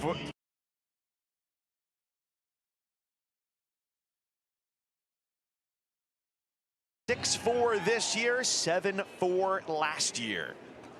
Mike Couzens, Rock Harrison, and Quint Kesnick with you here from the Big 12 Wrestling Finals in Tulsa, Oklahoma. Sachs has had a really good tournament thus far. Upset after upset. Cade DeVos only has 1 loss this year, and he mentioned that one of the most underrated pieces of his arsenal is his ability to scramble. Little ankle pick right there. Got nothing here. Good leg, good leg. Now DeVos driving the shoulder, keeping the head in tight, gets the takedown. And you mentioned his 1 loss this year is against a former champion, Shane Griffith, now at Michigan. And since that loss back on the 4th of January, he's won 13 in a row. Set. Wait, top. Be patient here, guys. Always Set. interesting, too, to watch patient. Top man on. the respective paths to the finals for DeVos. All of his victories here, 4 points or fewer. And you start to, you wonder about that. You said, does that mean he's not scoring? Or it could be just he's so tough that no one can do anything against him. He doesn't need a lot to win.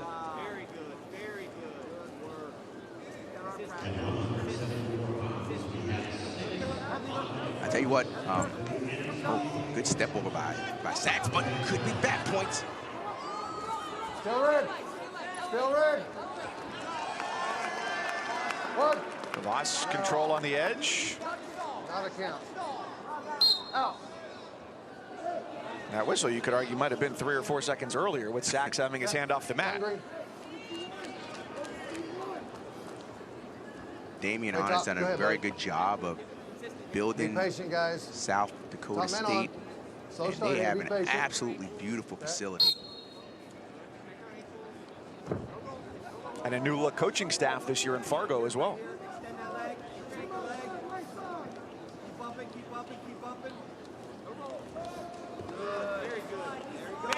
Tough on top. DeVos continuing to keep the pressure in. Don't sit here. These suffocating top wrestling, I don't want to call it a ride because ride means like you're not doing anything, but suffocating top wrestling by keeping the pressure forward, blanketing your opponent, and being busy.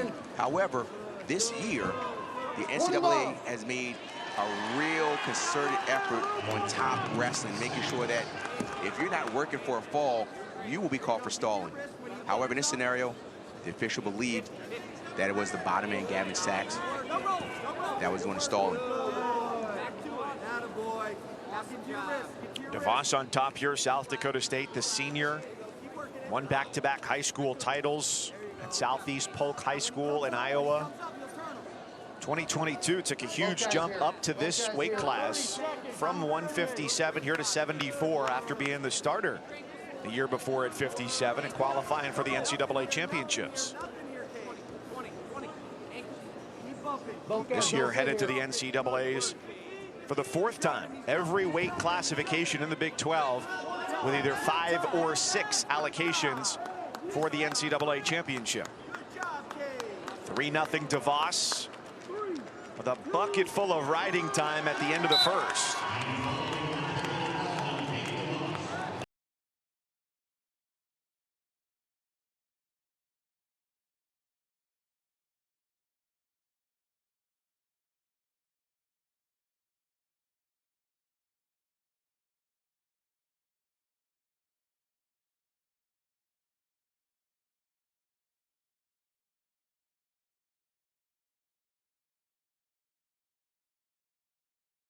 corner to get checked out. Big difference between college and high school is in high school it's blood time. You have 5 minutes to stop the bleeding. In college, there is no time per se. It is kind of like an official time saying we are stopping because of blood. But in theory, you can just go on and on. It's not blood time, it's time for blood. Correct. Correct. Well, that makes it sound a little morose. Shouldn't phrase it that way. Gavin Sachs, Cade DeVos. Sachs will go on top here to start the second. Looking to become the 4th Bison Big 12 champion. Jared Franick did it at 157 last year. Luke Weber, 2021 at 65, and Cam Sakura at 133 in 2020. All those champions since they joined the league back in 2015. That's keeping wrestling right there. One red. One red. Critical portion of the match right now with Cade DeVos being up 4-0 with, as you said, a mountain worth of riding time. A takedown here really gets you close to that bonus point scenario. Yes. Nice work. Center. Work in here. Sachs trying to get on the board. First time NCAA qualifier this year. Second year at this weight after competing his first 2 seasons down at 149. Center here. Work in. Work in. Sachs has a hard right leg lead. When I say a hard right leg lead, his right leg is the one that's forward and standing. And Coach Hayden Hidley was new, coming from NC State. He was fired up. He's telling Sachs, get in there. His brother Trent becoming an ACC champion for the 4th time earlier today at the ACC championships in North Carolina. And they talk daily. So it's the first time, what, 8 years that they've been apart for a wrestling season going back to high school. A little bit different this year as Hayden goes into his coaching career. Let's see if DeVos goes back to that ankle pick that he had in the first period. Again, the right leg lead is very hard for Sachs.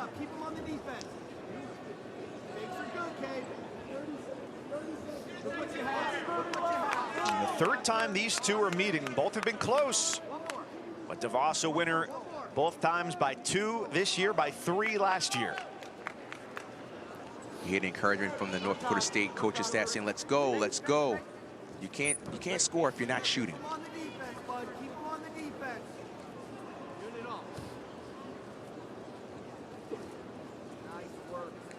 And the second period closes out. DeVos, 4 on the board, plus the riding time point at the moment with 2 minutes, 13 seconds. Your choice, Green. Green down. Green down. So Green takes down, and you looked at the North Dakota State coaching staff, they were just unsure going down, and then you look at the South Dakota State, they're telling DeVos to keep him down. It's more blood. And Rock, you got to visit with this North Dakota State staff during the offseason too. What were your impressions going to Fargo? First of all, I was blown away with how nice the facilities were. They are really, really, really nice facilities. The other thing is that just the quality of their coaching staff and just being good people. I was when I was coming back, I talked to one of my college wrestling teammates, and whose son is very good. I say, hey, look, you might want to consider North Dakota State. Look forward to bringing that action to you there over a crazy, exciting, fun, and exhausting weekend in Kansas City. ESPN does a good job of putting everything online or on television, but fans, if you ever get a chance to come to an NCAA championship, you got to go. Mike, you've been to a lot of events. There's nothing quite like it. There isn't. Still #1 on the list for me. The clincher, Penn State in 2018 in Cleveland, is, I think, the most my ears have ever rung at a sporting event. The Nittany Lions victorious by a good margin in the Big Ten today in the team tally as they close things up in College Park, Maryland. Back in on the shot as DeVos. Now sliding to the side. Both wrestlers are trying to be patient here, trying to figure out what to do because he's going to roll it through and try to come through the middle. Watch him come through the middle. And There's a three. That's exactly what they did. But now, who's in control? It looks like. What was that? Something happened here, and I thought I saw. They got to figure this out. Something's not right here. Something's not right here. Something's not right. So it looked like there were 2 swipes there in favor of DeVos. Yeah, you can't get back points if you're not in control. So I think the official got confused there, and then I heard him say, "Oh man," because if we go back to that series, there was the score by Sachs. He was in control. He had a side headlock, and it wasn't quite in near fall criteria. And then there were swipes, and 2 went for red. When you can't get near fall points if you're not in control. Now you can get a defensive fall, but something wacky had there. They got to figure this out. So let's take a look at this. So this is where the scramble starts.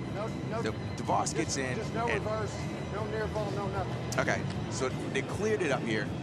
And this is where we see the roll through action. But bottom line is that Sachs comes out on top. He gets the near fall, but the referee now says there was no reversal by DeVos. There's no back points. There's no anything. So I think there's just a mental freeze by the official. Because I'm thinking, what in the world? You can't get 2 near fall when you're not in control. But they're going to figure it out. I'm listening in over here, Rod.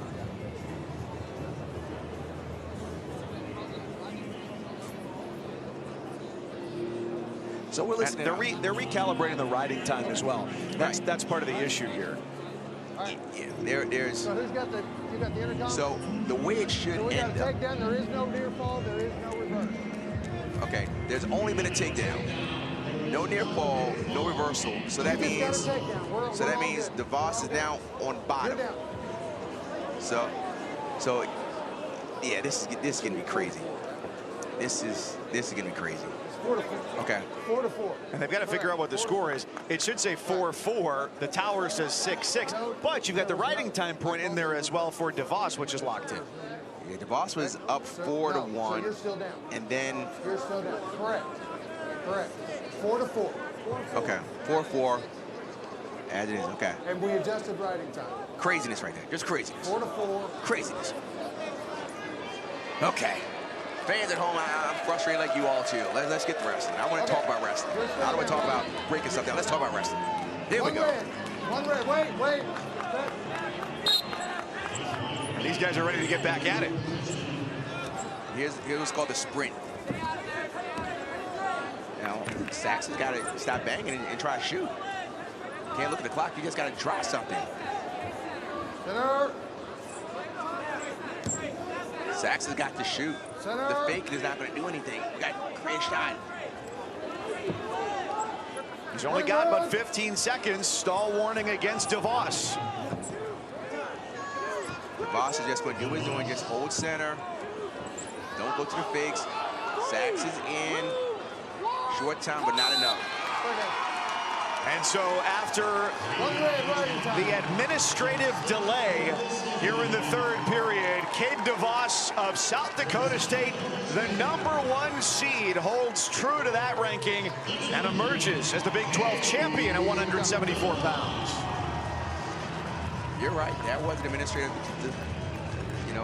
malfunction, but enough. Let's give it up, Cade DeVos.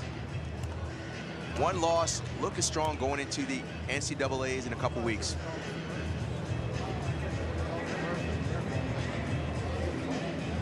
Well, that was certainly odd. And as it happens, not that they needed it, South Dakota State is the only team with a finalist that did not have a challenge brick to throw as it all played out. So Sachs gave a good effort. DeVos, the Big 12 champion, still has only lost once. That was against Shane Griffith. 14 victories in a row. He's never been an All-American. Lost in the blood round last year, and a really good showing here could have him on the podium. He's with Q. You're not as tired as some of the other guys I talked to tonight. Now, you have the ability to win close matches. How do you describe that ability? I'm pretty good in all positions of wrestling.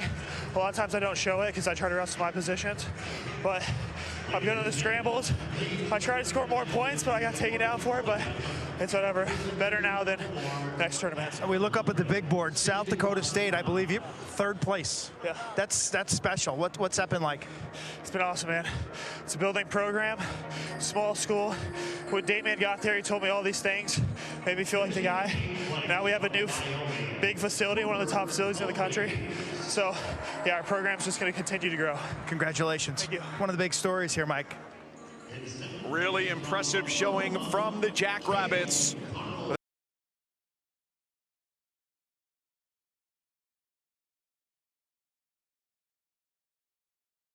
Too high, they know where they're good, and they stay where they're good. Keckeisen a perfect record this year. His last loss against Penn State's Aaron Brooks in the NCAA Finals last year, right here on this very mat. Scoring 3 matches, though, here in Tulsa for Keckeisen. He's outdueled the competition 43-10. Plot has been equally great. What a start from Keckeisen. He did outside single, and then immediately, as Platt was starting to square up, he took his head to the outside to like an outside high C. What was interesting, too, is that he was doing a hard left leg lead, and that's what Dustin Platt likes to shoot to. Well, for perspective, Plot in his path here to the finals has racked up the points yesterday in the semis, a 21-4 win over Sam Wolf of Air Force. You've got number 1, number 2 in the country going for a Big 12 title. Parker Keckeisen is really, really good. Russell! Go ahead, Thunder. Get your point. 1. I think that's underselling it, Rock. What I like so much about him is that everything he does is really strong. And I'm not talking physically strength. It's just on his feet. His motion is for a purpose. It's just not herky-jerky. He's doing everything for purpose. And then when he's in on a leg or when he's defending, you can see him thinking what's next. But it's constant motion, but constant thinking. And Keckeisen, a redshirt junior from Glendale, Wisconsin, has never finished worse than 3rd at the NCAA championships. 3rd twice, 2nd last year. Nice re-attack there.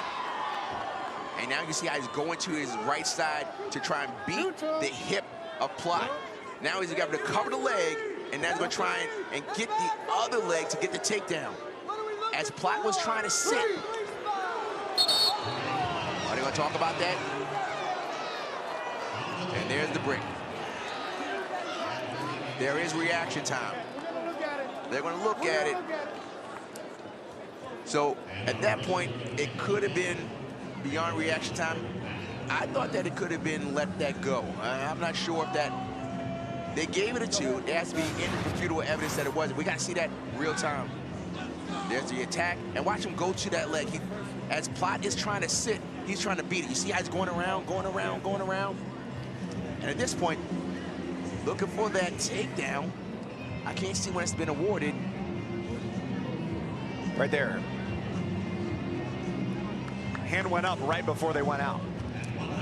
So, while reaction time is subjective, when you're really at this top level, reaction time gets tighter because guys are so good. So reaction time as you get to the higher level, the NCAA finals, it's a shorter reaction time because getting these guys in positions are not going to be too often, as opposed to little league kids where reaction time is a little longer because they're trying to figure it out. So I would have no problem if they gave that to him because the high level of number 1 and number 2 in the country. Here comes the call from Jimmy Chen. There's no takedown beyond reaction time. Yep. Reaction time. I'm fine with that.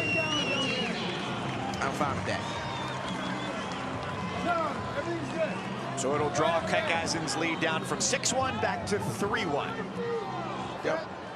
And for those that say referees never change their calls, that's not the case. It's hard to do when they're the same ones reviewing their calls. Correct. A credit to those willing to say that the call on the mat was not correct the first time. 120 in the first. Second time these two meet up this year. Stall warning against Dustin Plott in their earlier meeting this season. What was a 12-6 win for Parker Keckeisen. And Plott said he's been waiting for this matchup ever since that loss at Gallagher Iba Arena. Wrestle here. 1, 2. I love it when the wrestlers hear the count and they hold on to when it gets close to 5 and then they adjust. Wrestle here, guys. Wrestle here. Keckeisen has his ankles crossed.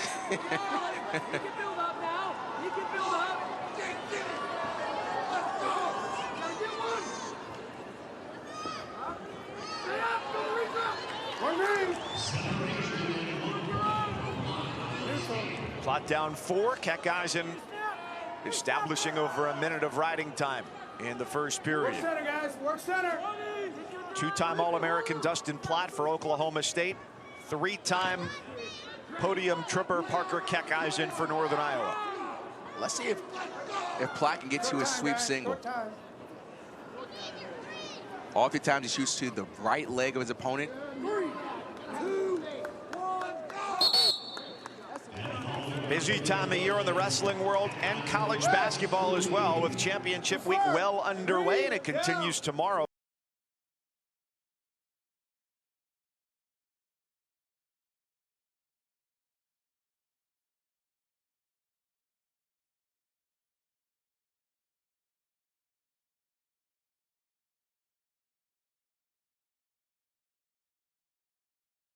Work here. I love the fact that Dustin Plott did a straight stand-up.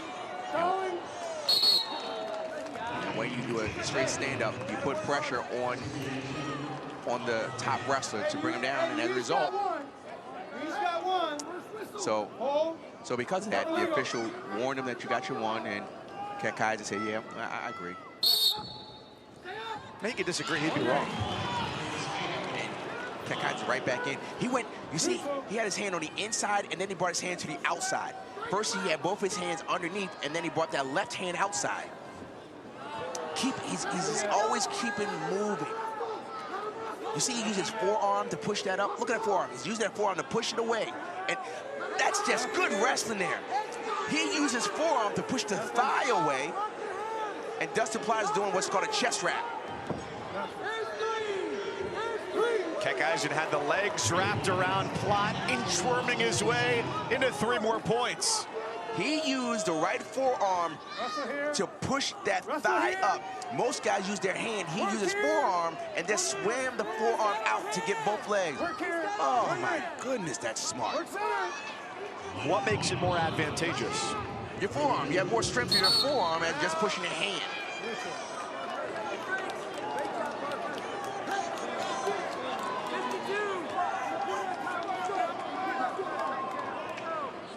Good.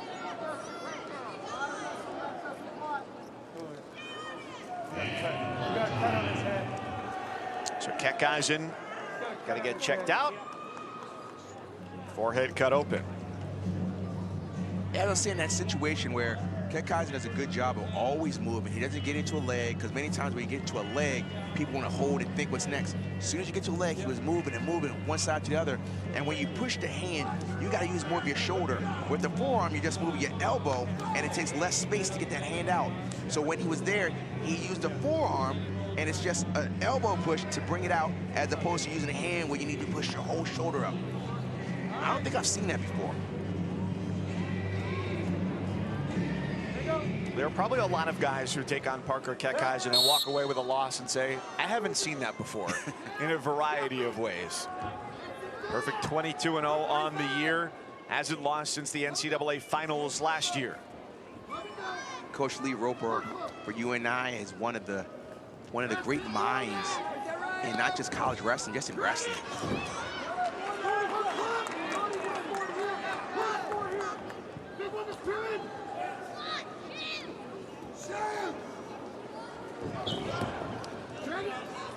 I haven't seen that sweep single. There's a shot. Going for it. I want to see that sweep single that he's done forever. Somebody's bleeding. It's on the right shoulder. That's probably Keckeisen, yep. It's dripping right down his forehead. This is good wrestling. A little blood action. Blood. He's going to get checked out again. Yeah. A little surprised they didn't put a covering on that to begin with. Yeah. Blood on the other side too. Yeah. Now Plott's got to get cleaned off also. It's Keckeisen going for a 4th straight Big 12 championship. Last year became Northern Iowa's first 3-time Big 12 champion. You go back to his freshman year too. Doug Schwab, the head coach of Northern Iowa, and talking about him being the #1 seed that year as a freshman. And he said, yeah, that was what we planned for. He just takes so much risk that he's fun to watch. And now it's some pre-wraps of athletic tape to try and stem the crimson tide emanating from his forehead for the final 2 minutes.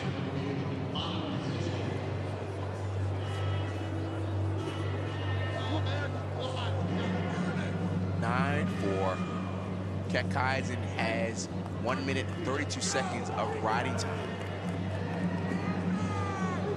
And Keckeisen decided that he's going to take bottom. Wait for me. Go ahead, bottom. Cover legal.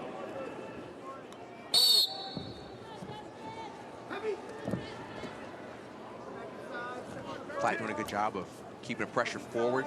Wrestle here. When you're on top, you want to keep the pressure moving forward on the shoulders and the hands. But as you can see, Keckeisen keeps moving. He keeps moving. He doesn't stand stationary.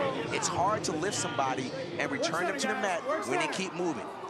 Many times when you return someone to the mat, you want to isolate a side. But if you keep moving, you don't know where to go. And it really puts Plott in a difficult spot there, no matter what position he chooses to start the third, because he escapes within 20 seconds and makes it a 2 takedown lead.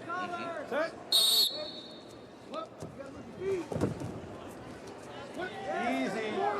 Clean that up, guys. Clean it up. So let's see if we get to that sweep single again. Clear the fingers. By Plott. So the role of aggressor assigned to Plott here if he wants to make it a comeback against Keckeisen. Work center. Neither of these guys have left this building in the last 2 years without being a Big 12 champion.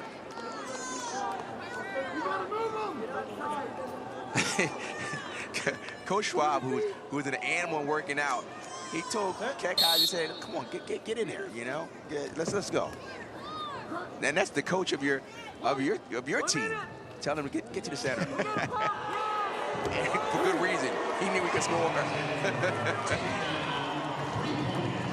It's almost like there's not a position that's disadvantageous for Parker Keckeisen. That's what I was explaining. I said, this guy wrestles so well in every position. And I love the fact that his motion isn't wasted. He's definitely the favorite to win the NCAA championships at 184. And this is #1 versus #2. Yes. I mean, there's some heavy favorites. Keckeisen is a big favorite. Hey, wait for me. Aaron Brooks, heavy favorite. I will never ever say 125 is favorite for the quarterfinals. Yeah, I'm going to pin you down and make you pick a champion at 125, Rock. The most chaotic weight class of the year. Oh, goodness. 30 seconds to go, and Keckeisen on the verge of a bigger margin of victory than the first time that they met earlier this year. That was by 6. Not just moving hands and feet, but moving everything. He's lowering his shoulders, moving his feet, moving his hands, constant motion, but not wasted motion. Parker Keckeisen is one of the most complete wrestlers in the NCAA right now. And he continues his run of dominance in Tulsa, Oklahoma. New competitor in the finals, same result. For the 4th straight year, Parker Keckeisen stands alone at the top of 184 pounds in the Big 12.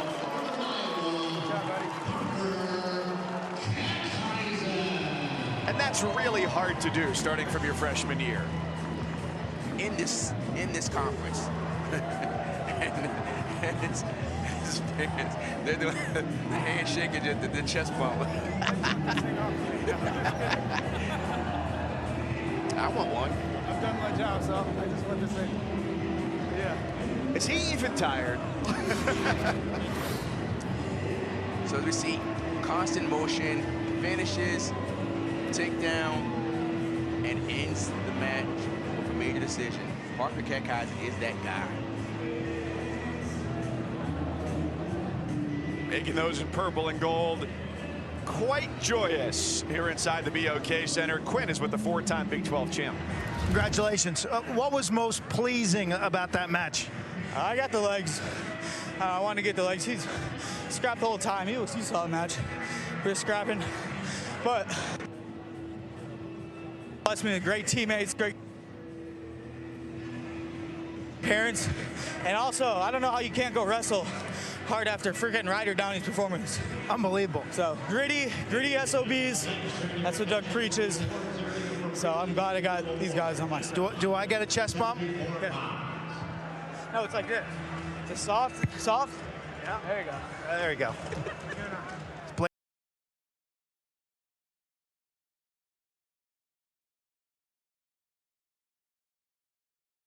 Pins, a 15-0 Tech fall. Last year came into the Big 12 finals against Elam on a 20-match winning streak. Lost there. 2 years ago, lost to Stephen Buchanan in the Big 12 finals. And in 2020, lost to Noah Adams of West Virginia in the finals. 2021, he placed 6th. So trying to go out on top here. The senior from Alburnett, Iowa.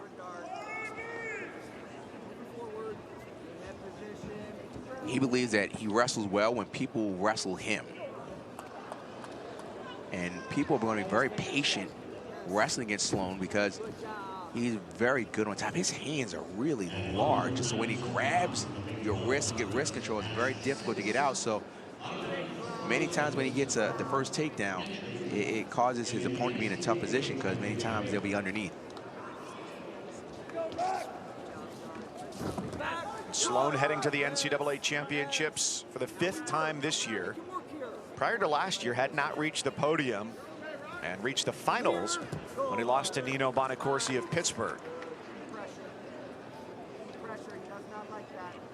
These two, before their last match, the dual meet, kept wrestling very tight matches. Not a lot happened, but the last time they wrestled, Sloan did pin Elam.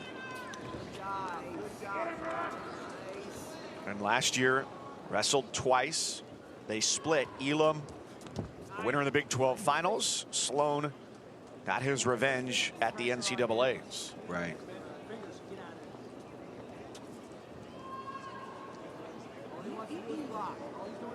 And when they last wrestled in a dual meet, as I said before, Sloan pinned Elam off a headlock. It was a shot by Elam, and Sloan did a headlock. And I asked Sloan, I said, how often do you throw headlocks? He said, that's my 2nd one in college. Saving some of the best for last. Going deep into the bag of tricks. Quiet start through the first 2.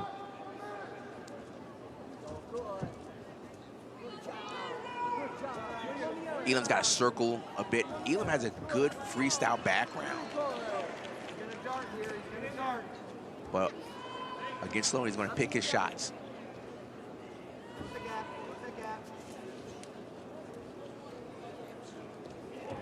This has been a weight class here in the Big 12 where nobody has sustained dominance as a repeat champion. We just saw at 84, Parker Keckheisen win his 4th straight.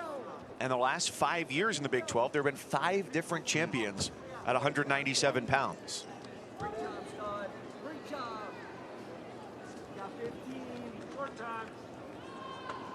Short time, not much action, but it appears to me that if we're talking about just mat control, meaning controlling the center, it looks like Sloan was the one that really kept his back towards the middle. And to that point, how much might that last matchup be factoring into Elam's strategy here? Could very well, but with the strong coaching staff at Missouri, they said, look, these things happen, don't worry about it. And look, out of respect, what happened? Elam said, I'm not going underneath this guy, I'm going neutral.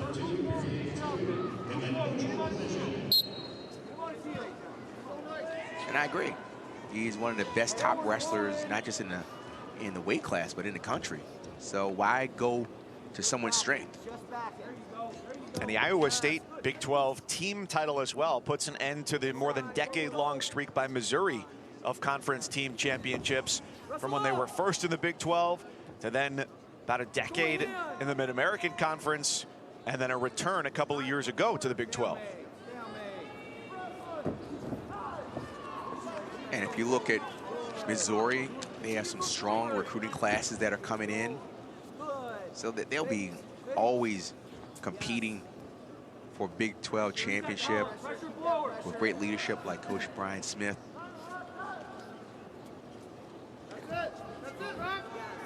And a win here for Elam could put them into 3rd place, as the gap right now is a small one from 3rd to 4th.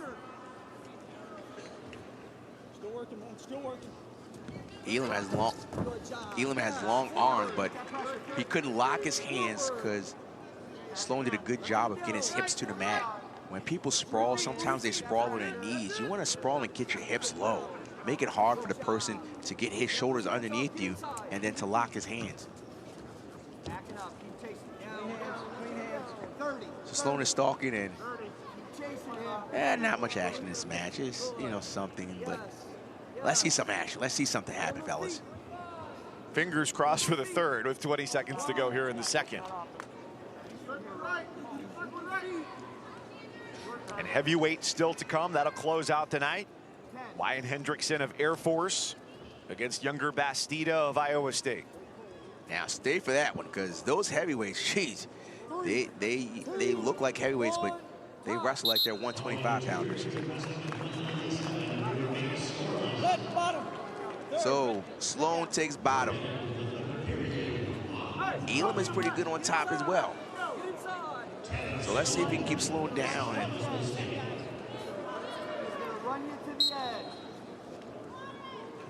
Keeping the pressure forward. Sloan doing a good job of getting to his feet. And might an escape end up being the difference? We'll find out in the next 2 minutes. At this point, Elam has got to really attack, you know, move his feet a little more. You know, not just forward, you gotta create angles. Create angles by moving from side to side, lateral motion. And Sloan at this point, he can just hold center. He doesn't have to do too much. He hasn't really been threatened with anything that Elam has given him, so he doesn't have to put himself in a bad position, but just stay right in that circle in the middle. As Dayton Fix of Oklahoma State has been in NCAA finals, Tanner Sloan has had the same misfortune in Big 12 finals.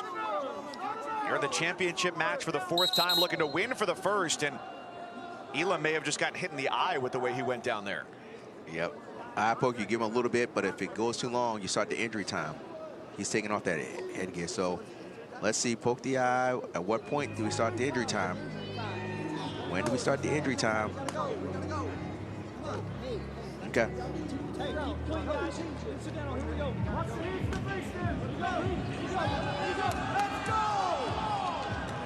Yeah, so that's the situation. With the eye poke,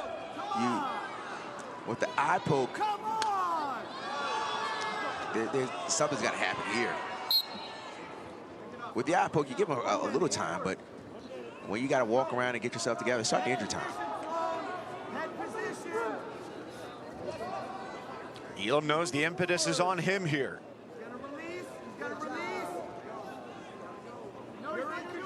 Missouri just 2.5 points back of South Dakota State for 3rd place in the team race. Sloan keeps his weight on top of Elam. And then there's the confidence to get in, but now it's a little too late. Sloan just has to stay there and just stay right in the middle. His defense has been really stout. We're getting down to 15 seconds. He's looking at the clock. At this point, this is where the stall starts to happen. No need to do anything.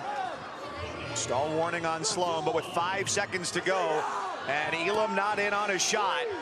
That's it for Tanner Sloan. His 4th trip to the Big 12 finals and his 1st time a champion.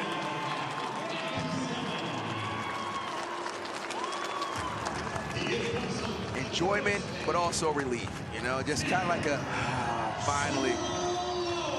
It doesn't stop here. Sloan knows what it feels like to be in the NCAA finals, but he wants to get there, but he has to go through this animal called Aaron Brooks.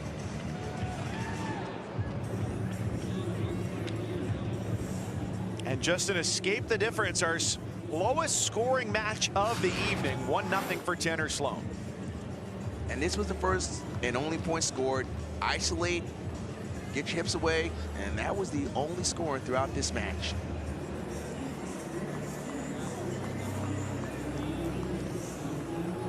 Relief, excitement, point to the people that supported you, little fist pump, and here's your winner, Tanner Sloan. And a great showing from Sloan.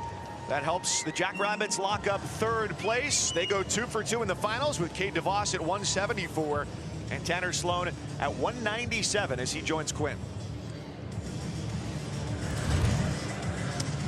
Congratulations. Thank you.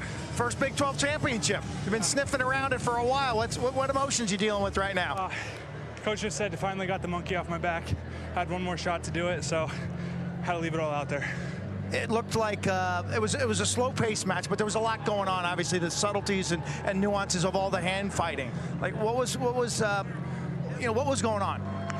I know that he likes to get to that first attack in the first period. I know how to shut him down, get to my attack. Obviously, I didn't, but that was a win for me going 0-0 in the second and making him make the decision to go down or neutral. I'm fairly confident in my top position. As you could tell, he didn't want to go there, but then I had a battle on my feet. You had a plan. Congratulations, you pulled it off. Thank you.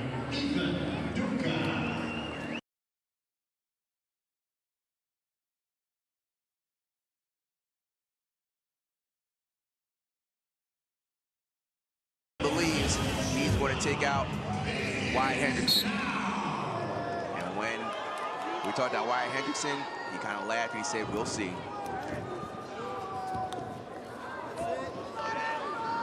Hendrickson is a bonus point machine. Work center. Going back to his earliest days Work center, guys. as a wrestler, he finds pins wherever he goes. Stalemate. You said that, look, I realized that it's not that much harder to pin guys in college than it was in high school, so why not do it? So he does a lot of transition. When I say transition, he goes from a takedown right to near fall and catches people, because he's always looking for near falls. He's not just looking just for a takedown, it's what's next. We call that chain wrestling. And the only one ranked above these guys, Greg Kirkfleet of Penn State. Saw Colton Schultz of Arizona State, the heavyweight with great Greco experience as well, and that tweet from younger Bastida in his wake. And big bonus rates for both of these guys. Bastida around 70%. Hendrickson hovers around 90%. Go, guys. I need action, guys. Let's go. And Hendrickson told us after this, it's not going to be right into an Air Force job where he wants to work in acquisition, but he's going to go into the world-class athlete program that allows him to train for at least 2 more years for his Olympic aspirations. Work center. Wow, these guys are scurrying around. Work center, guys.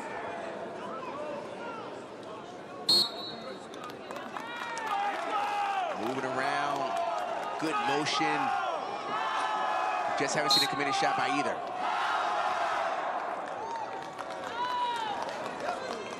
Back-to-back years as the NCAA's most dominant wrestler for Hendrickson, who's in the black singlet.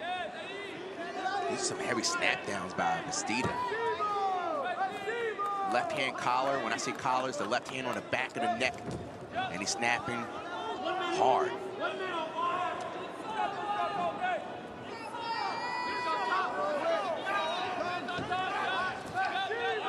This matchup is a perfect example of how this weight class continues to evolve. Yes. Excellence in agility. And you said before, these guys are around 240-ish. That's like a middle linebacker. So you think of a middle linebacker, how they have to move and cover the field, drop back in coverage, or slide up into, you know, to fill in a gap. That's how these guys move. They have to be able to move well.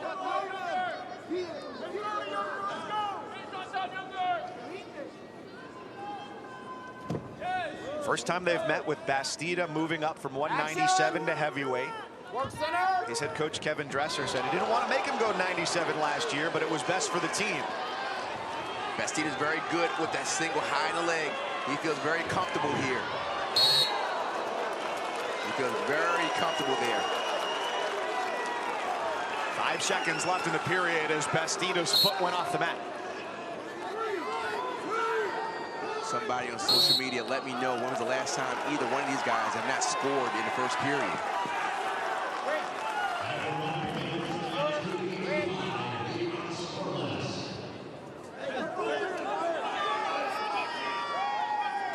Hendrickson, whose grandfather Daryl served in the Navy, his dad, his grandpa Daryl, they all share the middle name Eugene.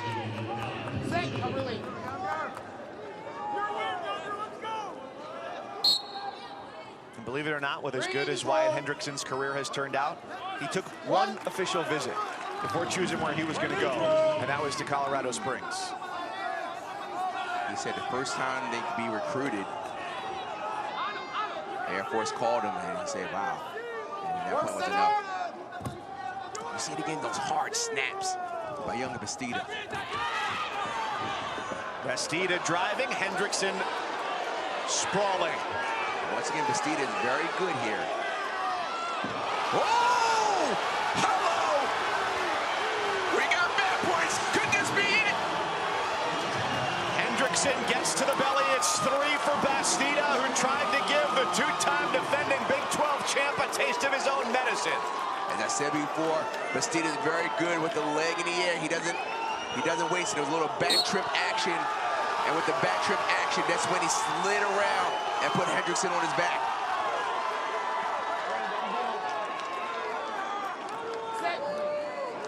Right when the back trip was happening, that's when he swiveled his hips and put Hendrickson on his back.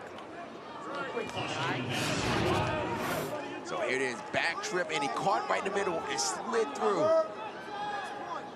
And that's when he got back points.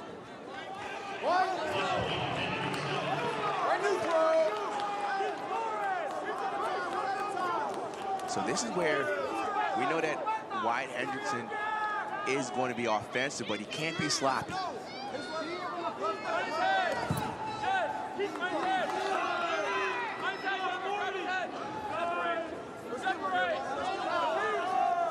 You said in many sports a game of inches, and it went from being in a very advantageous position for Wyatt and turned into a takedown and near fall for Bastida. That close. And you almost don't believe what you see, where Hendrickson is in a position to give up back points. Right.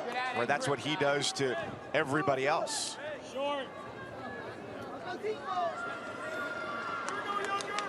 90% bonus rate on the year. Hendrickson trails 6-2 going into the third. Here we are, postseason of wrestling, baseball, and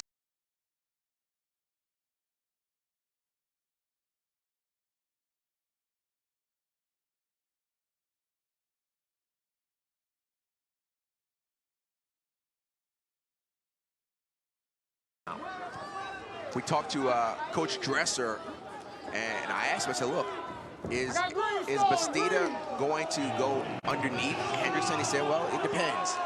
There's no need for it. Hendrickson wanted to turn the corner. Bastida fends him off 30 seconds into the third. Little knee tap action. Bastida trying to be the first Iowa State heavyweight to win the title in Big 12 since Gannon Gremmel did it a couple years ago in 2021. And the last two have belonged to Hendrickson, who he shelved the leg earlier, and that was what turned into the Bastida advantage. And now he's got 81 seconds to try and turn things around, down 4. And at this point, he just has to wrestle smart. He doesn't have to do anything. And even last year, when he was at 197, we all knew that he's flexible. When the leg is up in the air, he can defend well. Bastida's been an All-American before. He was in 2022 as he finished 5th in Detroit in his first trip to the NCAAs. Last year eliminated just shy of that. Bastida is looking more defensive now. And there's no need to. No need to be offensive, just be smart. Work there, guys. Out on the edge, a minute to go. Bastida by 4. The number 2 and 3 wrestlers in the country at heavyweight. Strong drive there from Hendrickson to get behind the power of the legs. And he makes it a 1-point match. Let's think about this. So what is he going to do? He's going to go neutral, or is he going to try and keep him down? Now he's going to say offensive start. So that makes it 6-5 right now. Riding time is not making a difference in anything. So therefore, when he lets him go, it's going to be 7-5. And a takedown can win it. He goes right for it.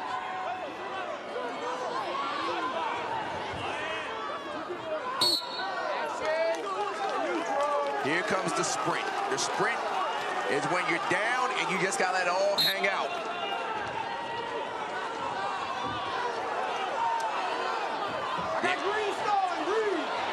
Stall on Bastida, who goes back in and gets a late takedown. He catches a glimpse of weakness in Hendrickson's attack, turns it into his advantage, and it may well just lead to a title.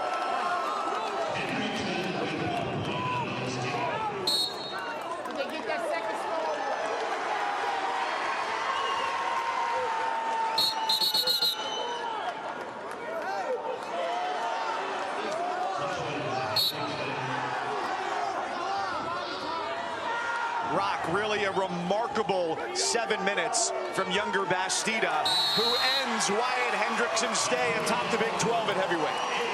Indeed, he did. That one series in the second period was enough.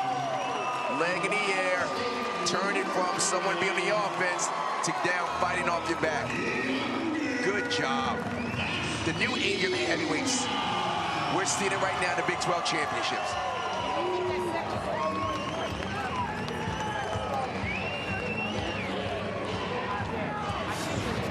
So at the end, this is what happens. Try to do a lateral drop, but young Bastida was too tough right there.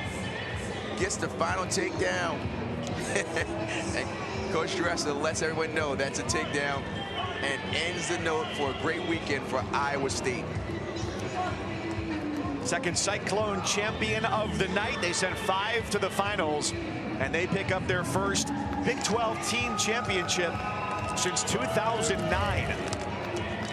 And the first of the Kevin Dresser era in Ames, Iowa. Let's go over to Q. That was fun. Congratulations. Thank you, thank you. You made some big moves in that match. How'd that happen? Well, I know he's a risky guy, you know, and I can't wrestle in every single position, so that's how it happens. Coach asked you to bump up to heavyweight. You were very excited to eat and to train. It paid off. Well, actually, I asked the coach to bump up. You asked him? Yeah, last year. I left the NCAA tournament. I just said, I'm going to win at heavyweight. I can't, you know, and I'm doing it. I'm doing it. You've lived up to your word.